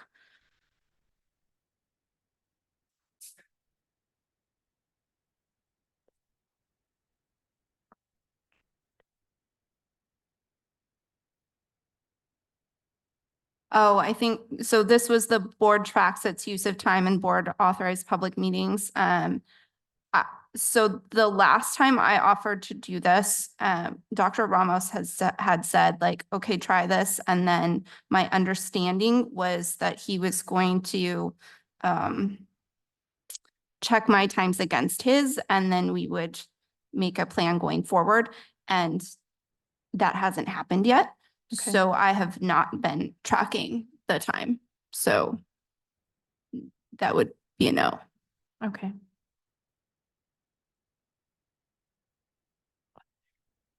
So that would still put us in 0 then, Mhm. because we can't move forward until that's.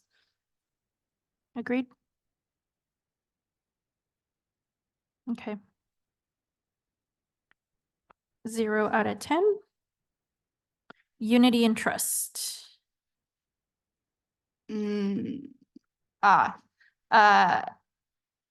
Questions in 0, not student outcomes. We haven't adopted board operating procedures, and the policy for committees is a question as well.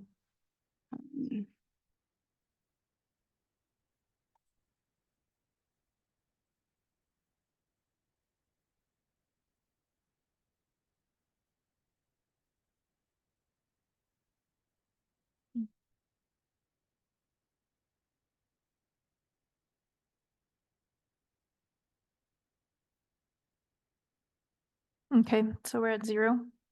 Yes.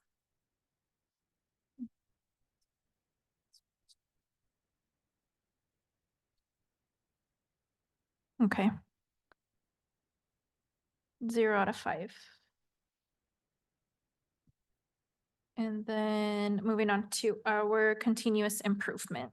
We're also at 0 because we did not vote to adopt the results of our last self-evaluation.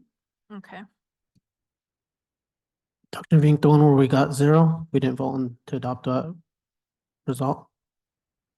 I thought we had I mean, we could the first time we did the evaluation. double check it, but if we go to the next number 1, I have questions about that too. I don't think we make that either. Well, So that's, I don't know, we have one this Saturday, but I would put 0 for that. I mean, but also the board has not participated in a governance team training or retreat where all members were present during the previous 12 months. That's what So I we had, still a are at 0. 0. Yeah. Yeah.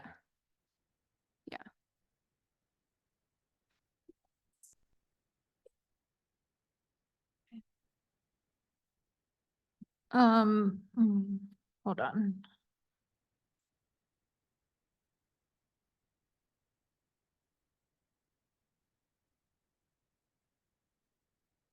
Dr. Beek, so when we talk about the self-evaluation over the 12-month period,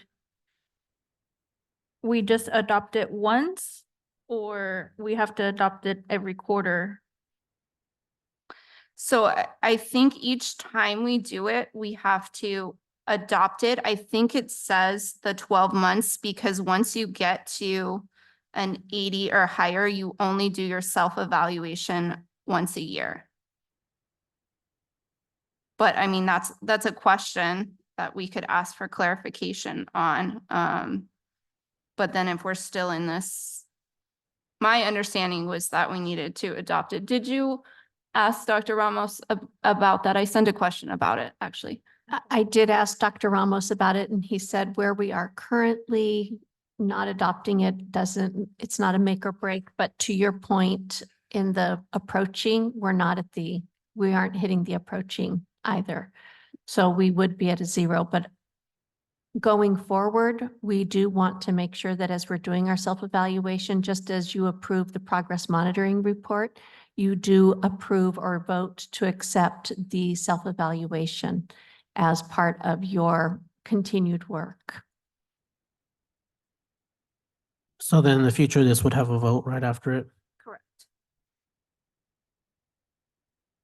Because the last vote I have on it was 11/15/22. And that's not the current makeup of the board anymore. Okay. I'm just going to check the monitoring calendar real quick.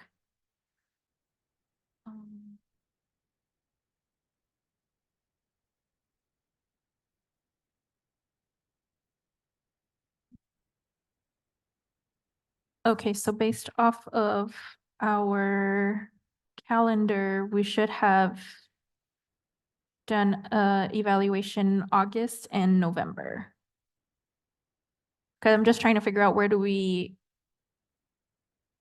like, are we gonna use this quarterly as like our starting point? Because I don't have the minutes for the past two. I mean, I think that's a clarification with Dr. Ramos, but I was understanding it like each evaluation, is the starting point. So like, we just did this one, so this is our move forward point. Okay. So yeah, but still, I think, I don't think it's adopting one set of results. I think it's adopting each self-evaluation that we do, and we have to do them quarterly until we reach 80 points, and then we can do them annually. Okay.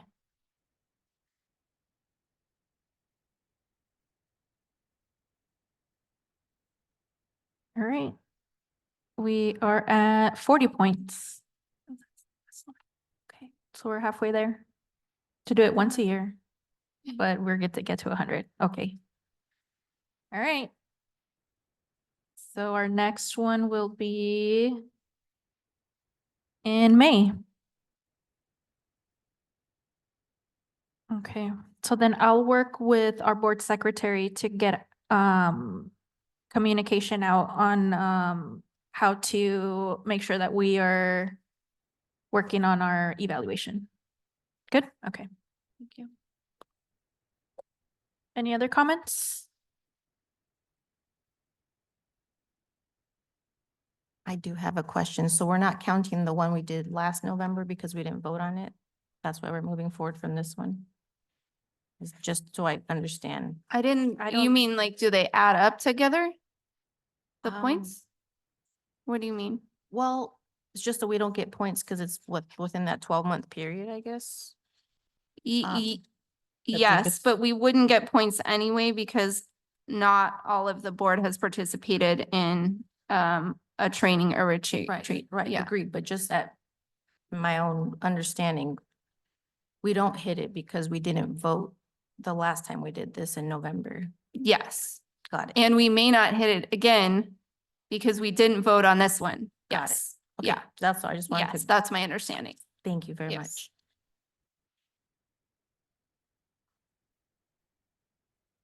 All right, any other comments? All right, moving on to D, community communications. Excuse me, Madam President. A point of clarification, is this an action item? Do you have to vote for this? No, it's not on the agenda. Okay, We're not voting on it. thank you.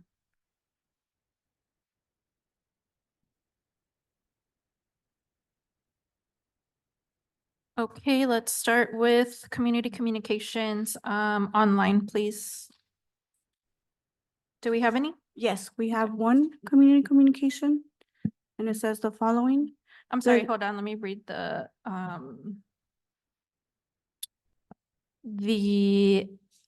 agenda. We're moving into community communications. This is the time for the public to comment. Members of the board may not discuss items that are not specifically on the agenda. Therefore, pursuant to ARS 38-431.01G, actions taken as a result of public comment will be limited to directing staff to study the matter, responding to criticism, or rescheduling the matter for further consideration and discussion at a later time. I will limit comments to 3 minutes. Go ahead, Ms. Valencia. Thank you. The following electronic communication says, "Good evening, President Bueno and governing board members. I am reaching out to ask for transparency in the process of removing Dr. Davila Hagiga from her position and your subsequent actions. Months have passed and there has been no comment as to why you choose to remove her, nor have you shared the financial cost to the students and staff in making this bold move. Your actions have been shrouded in secrecy from the start, and this continues with your actions of appointing an interim superintendent in her place who lacks the passion and respect for all stakeholders needed to move this district forward. The community, staff, and students deserve input in the process of selecting the next superintendent. This community deserves someone with a heart who has a passion not just for the students, but for the staff and community partners. And you have once again missed the mark with your current appointee.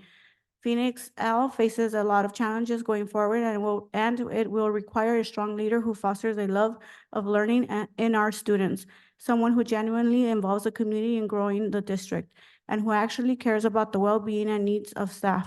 We respectfully ask that you allow the community you claim to serve to be part of this process. Sincerely, full name and specific address withheld for fear of retaliation. J.H. Thank you. That concludes electronics. Okay, and I have one in person. I have Ms. Marnie Burrs.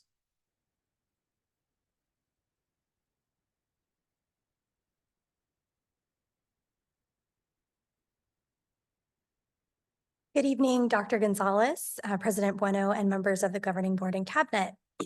I'm here tonight to express my heartfelt appreciation for the remarkable strides our school district has made in recent months. As the president of PECTA, I've had the privilege of witnessing firsthand the dedication and collaborative efforts that have propelled our district forward under the phenomenal leadership of Dr. Gonzalez.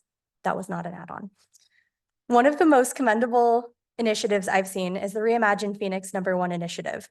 This groundbreaking effort has brought together district staff, stakeholders, and business partners to collectively envision and plan for the future of our district. The commitment to strategic planning and forward thinking demonstrated through this initiative is truly inspiring and sets a solid foundation for continued growth and success. Additionally, I want to once again commend the expedient meet and confer process that recently concluded.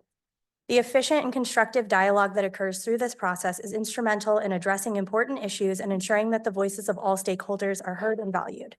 This commitment to open communication and collaboration fosters a culture of transparency and mutual respect within our district.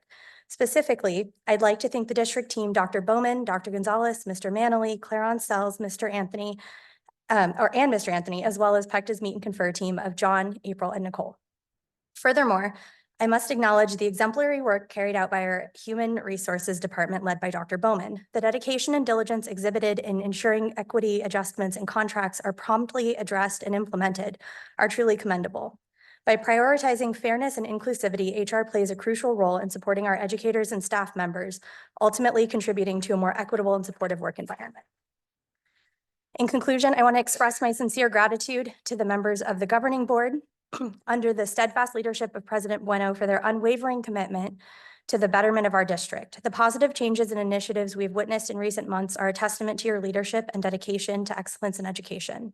As we continue on this journey of growth and progress, I am confident that our collective efforts will continue to yield positive outcomes for students, educators, and community as a whole. Thank you once again for your ongoing support and dedication. Thank you.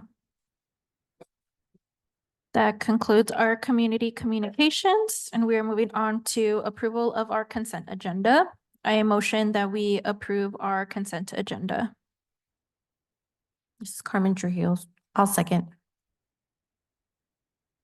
Roll call for Ms. Jessica Bueno, Aye. for Mr. Regional Carrillo, Aye. Dr. Alicia Vink, No. and Ms. Carmen Trujillo. Aye. Thank you. Thank you. With that, the motion passes, and we're moving on to information discussion with our Herrera update presentation. Madam President, at this time, I'll have Mr. Olmsted. Everyone's a doctor tonight. Mr. Olmsted to come up and begin the presentation on our Herrera update. Thank you for the doctrines. Good evening, President Bueno and the governing board, Dr. Gonzalez and the cabinet. My name is Dirk Olmsted. I'm the new Director of Plant Services and Operations. And we are here to give an update on Herrera. And my team stayed back there. Okay. As you know, we had a flood back in August of 2023. There's an old saying, takes a village to raise a child. But in this case, it took a village to raise Herrera. So I want to thank the groups by having you stand up and stretch a little bit since we've been sitting down for a little bit. So the first group that I want to thank is Plant Services. That's you guys. Stand up. You can hold your applause till the end because there's more groups. Stay standing. Nope, stay standing. Child Nutrition, Miranda. MIS. Superintendent and the cabinet. That's all of you. The governing board, please stand.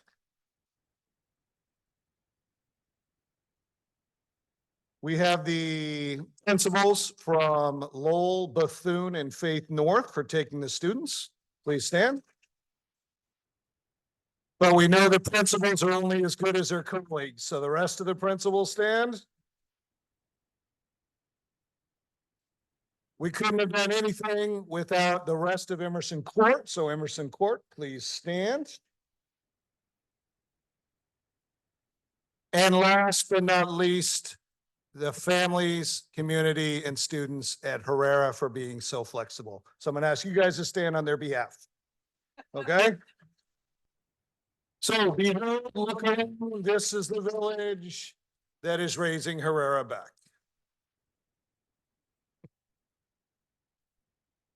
Oh, I got a clicker, right?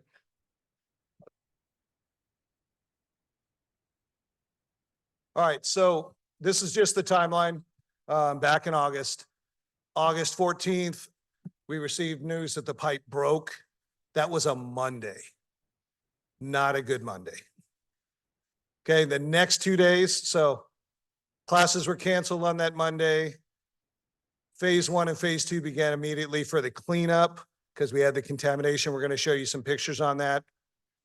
Then for the Tuesday, Wednesday, The district had to ready Lowell, so thank you, Lowell, for having the capacity to have kindergarten through sixth grade or fifth grade? Fifth grade, I thought, right? Yeah. Sorry, she's all choked up. And then Bethune took our exceptional students, and then Faith North took our littles. So thank you to those three schools. I know it was no easy task to combine schools. And if you think about it, that was August, right? It's February. They've been together for a long time trying to cohabitate. The 23rd cabinet members met with Herrera staff. Again, getting the list of items they needed to place the order the end of August 28th. September 13th, superintendent sent an email to all district employees on the flood. And then the important date, November 17th, phase 3 began. Right-hand construction was secured for the reconstruction. All right, so we wanted to kind of go through and show you where we were, how bad it was. So if you kind of look, that's not a shiny floor. That's water and that's mud. So you can see some of the stuff's floating. You can see some of the items that is submerged. There's just some more pictures. The one on the right, you can see the mud on the bottom left in that room. So not only water came out of that pipe, we had a lot of mud come out too. Just some more pictures, the mud more on the left. You can see it under that cart. And then just the water on the right going down the hallways. Okay, but then we start building back. So we wanted to show you kind of what we did. Instead of just showing you the before and after, we want to show you the in-between, the magic that takes place. So we got to start tearing stuff apart. We had mold. We had to take some of the drywall out. Of course, the floors had to come out. There's going down to the studs and above the doorways. And you can just see going through the school at different points. That's how far we had to go to make sure that it was not contaminated, that we didn't have any mold. We wanted to make sure that we built it back right for our staff, students, and community at Herrera.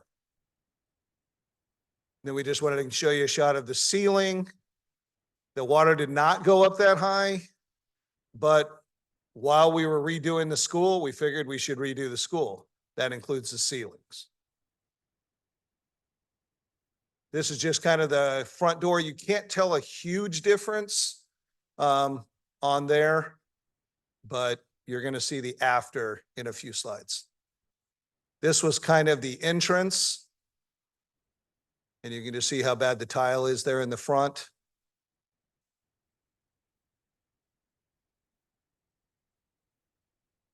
All right, just more of the doorways. All right, so this is kind of the before and after. The picture on the left is what the front office looked like before. The right, I'm proud to say, is what it looks like afterwards. It is much different. You know that we've been doing lobby renovations in different schools around the district.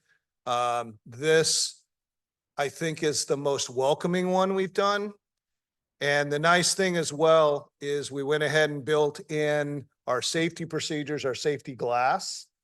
I don't know if we call it bulletproof, but it's definitely bullet resistant. But it is level 7, if that makes you feel any better. This is just to the right of that entrance, what it looks like. We redid the double doors with the glass in them as well. That's kind of a before and after of that room with the mud on the left and then the right. Because we had to get the pictures in a week ago, we have some of the flooring in. My team and I go over there at least once a week. And so right now we are on track when we get to the timeline. This is just one of the classrooms. So you can see on the left, had to tear out all the bottom cabinets. And then the right is the new cabinets with the new sink, with the new faucet. So big difference in before and after there. This is just another one of the rooms. It's hard to tell some of the difference here, but in order for them to put the carpet down or the tile down, they have to actually grind down all that cement to make sure that it is level, flat, and then they get it all ready for preparation. All right, so this is a little bit more of the progress. We're doing the cafeteria as well. So these are kind of some of the pre on the cafeteria. As you can tell, kind of the older style, older benches, older walls. That's what it looks like right now. So we had to redo the walls. One thing that I'm very proud of is we added a ramp so that any of our students or families that have trouble walking can get up on the stage. So they don't have to, if they're being honored, they don't have to stay on the ground. They can actually get up on the stage. So that took a big pour of concrete behind the scenes in order to be able to make that ramp. And then we're also redoing all the upper walls, and then some of the soundproofing as well. You can see that we're going down to the studs as well on this. And then this is just the floor that they've been working on. And then the ceiling, you can see that we're trying to add the ducts on the top.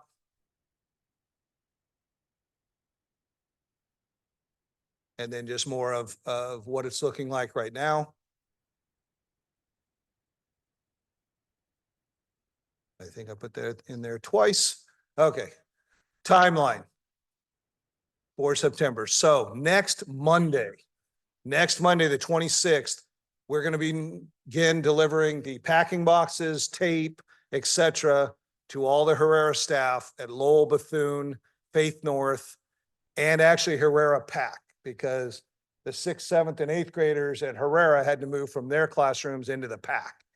So we have to move them back now into their rooms. So we're going to deliver that. So that gives them 2 weeks to pack up any of their belongings.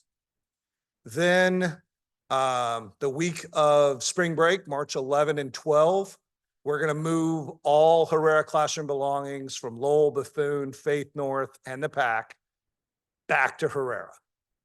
So district is moving on Monday, Tuesday.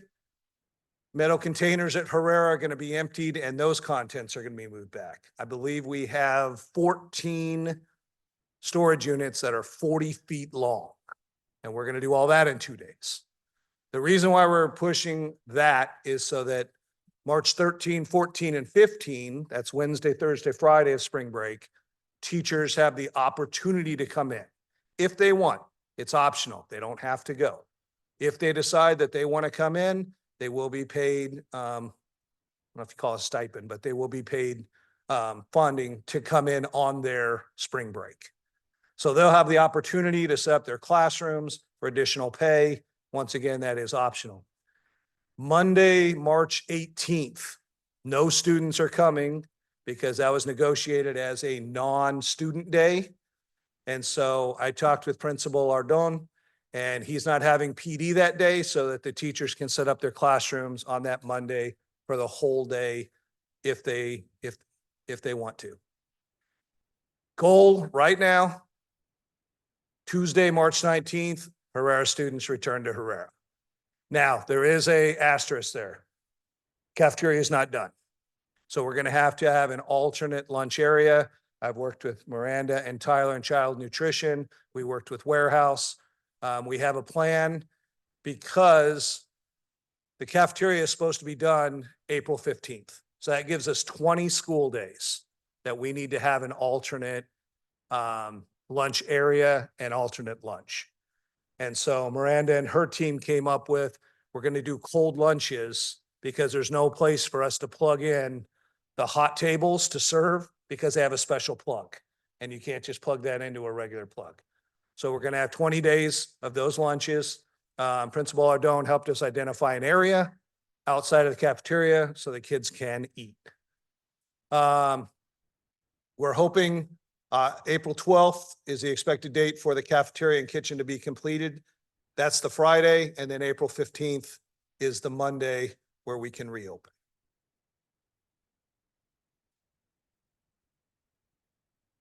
I'm open for questions. Do we have questions? I do have a clarifying question. The photo in the cafeteria with the tables, those are new or old? Those are old. Old? Okay. are old. So what are the new, those are being replaced? Let me ask my team. I didn't think so. Okay. We thank weren't you. planning on that at this time. We could possibly do it in the future. But we wanted to get them in as soon as possible. Okay.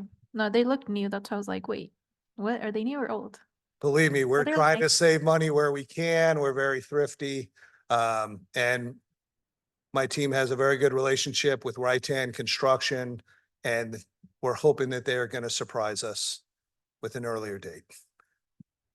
But we'll Well, see. thank you. I appreciate, I know, the heavy lift came from your team because you weren't there at the time. So, thank you to Ms. Roslyn and David and the Right-Hand team for, really working diligently to make sure that we built back this campus better. Any other comments?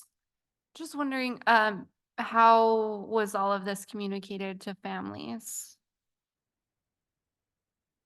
Like the plan, what or when or how or? Dr. Gonzalez, you want to take that one? The plan was communicated to families through a letter from the superintendent after the September 13 email to all staff. There was an email that went out at that time. And since then, we've been meeting regularly with the school leadership to update them on the plan and having the school leadership communicate directly with the families. Okay, thank you. And also, I believe Principal Ardone has been communicating the plan with the families as well and his staff. Yes, thank you to all the different departments that contribute to this, because I know it took transportation, nutrition, obviously our teachers and staff. So thank you to everybody, and I hope that this doesn't happen again. I mean, what a way to remodel a school. But unfortunately, I just hope it doesn't happen. I know we have older buildings and accidents happen, and so I don't know. I just feel bad that we had to kind of displace our students right at the beginning of the school year. But thank you all to everybody that contribute to making sure that we still provided a quality education. Thank you very much. Thank you. Congratulations on your new job. Thank you. Okay, we are moving on to our executive session pursuant to ARS 38-431.03A1. The governing board may vote to convene in executive session to discuss extension of interim superintendent's agreement and possible appointment of permanent superintendent. I motion that we adjourn to executive session. Thank you, Madam Chair. This is Carmen Trujillo. I'll second. Vote call for Ms. Jessica Bueno, Aye. Mr. Regional Carrillo, Aye. Dr. Alicia Vink, Aye. and Ms. Carmen Trujillo. Aye. Thank you. Thank you. With that, we are moving into executive session. Do we need a break? 2 minutes? 2 minutes? Okay, 2 minutes. See you in our office. Thank you.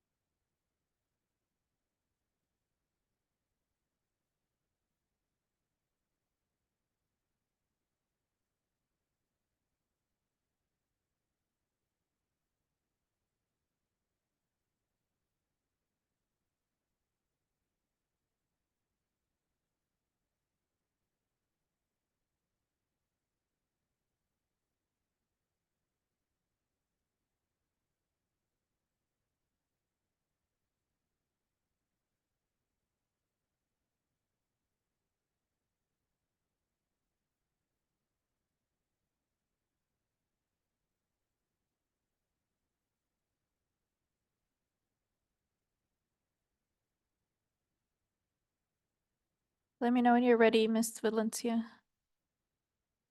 I'm ready. Thank you. We are adjourning back to regular session at 8:03 PM, and we're moving on to action item. Madam Chair, if I may, I'd like to make a motion that we extend Dr. Gonzalez's interim contact through August 2024 and authorize President Bueno and legal counsel to begin negotiations with Dr. Gonzalez to develop a multi-year superintendent contract.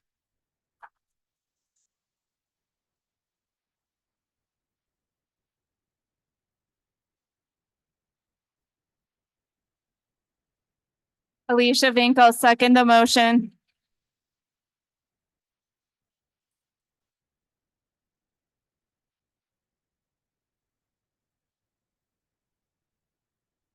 Okay.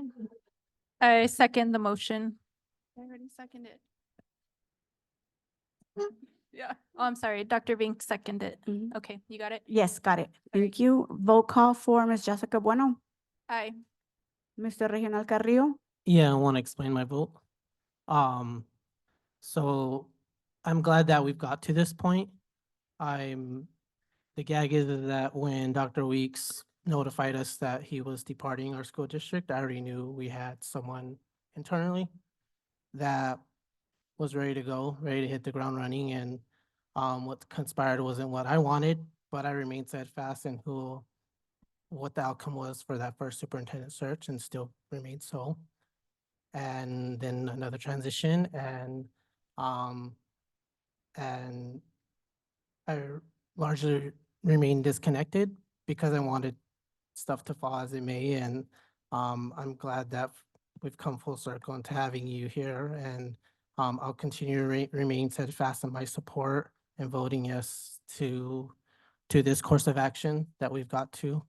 Because for me, I know it's always been about the kids, and I know for you too, it's always been about the kids and our community and leading with empathy. And so I vote yes, and I'm not too sure where this will go, but congratulations for me. And I continue to remain optimistic for what this district is and what can be even more so with you. So thank you.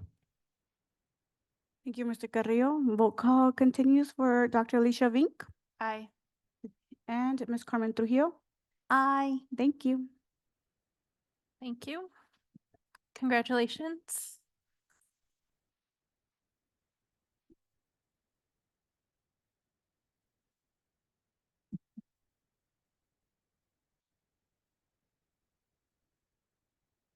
Thank you to our governing board members. Thank you to all of you. It's a tremendous group of people. It's an amazing community that we serve, and I couldn't be prouder to be doing this work collectively. So thank you all very much for your support and your confidence in me, and I will commit to doing everything I can to continue to earn your trust. So thank you.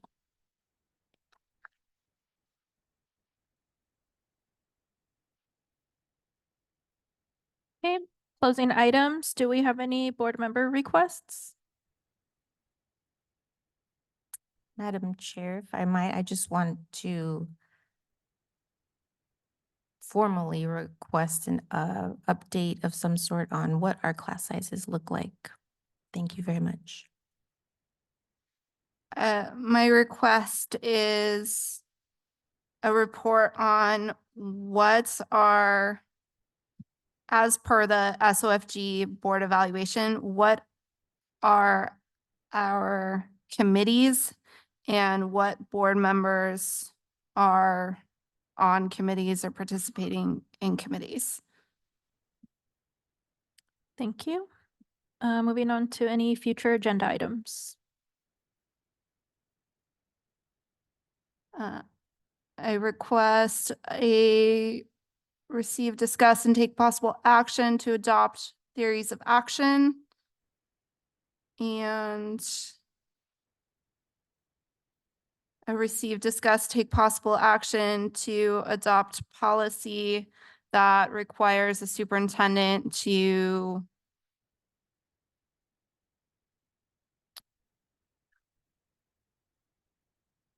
share the same information with all board members as per the SOFG evaluation, it's in there.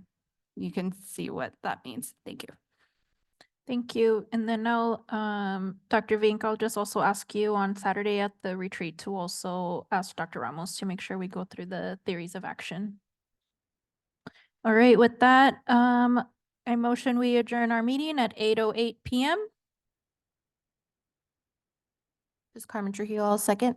Thank you. And our next regularly board scheduled meeting is on March 5th at 5:15 PM at district office. But this Saturday, the board and the superintendent will be at a board retreat here at the district office from 9 to 1. Thank you. Have a good night. President Bueno, point of clarification, I need to do a vote call for the adjournment. Okay. Vote call for Ms. Jessica Bueno, Aye. Mr. Reginald Carrillo, Aye. Dr. Alicia Vink, Aye. and Ms. Carmen Trujillo. Aye, thank you.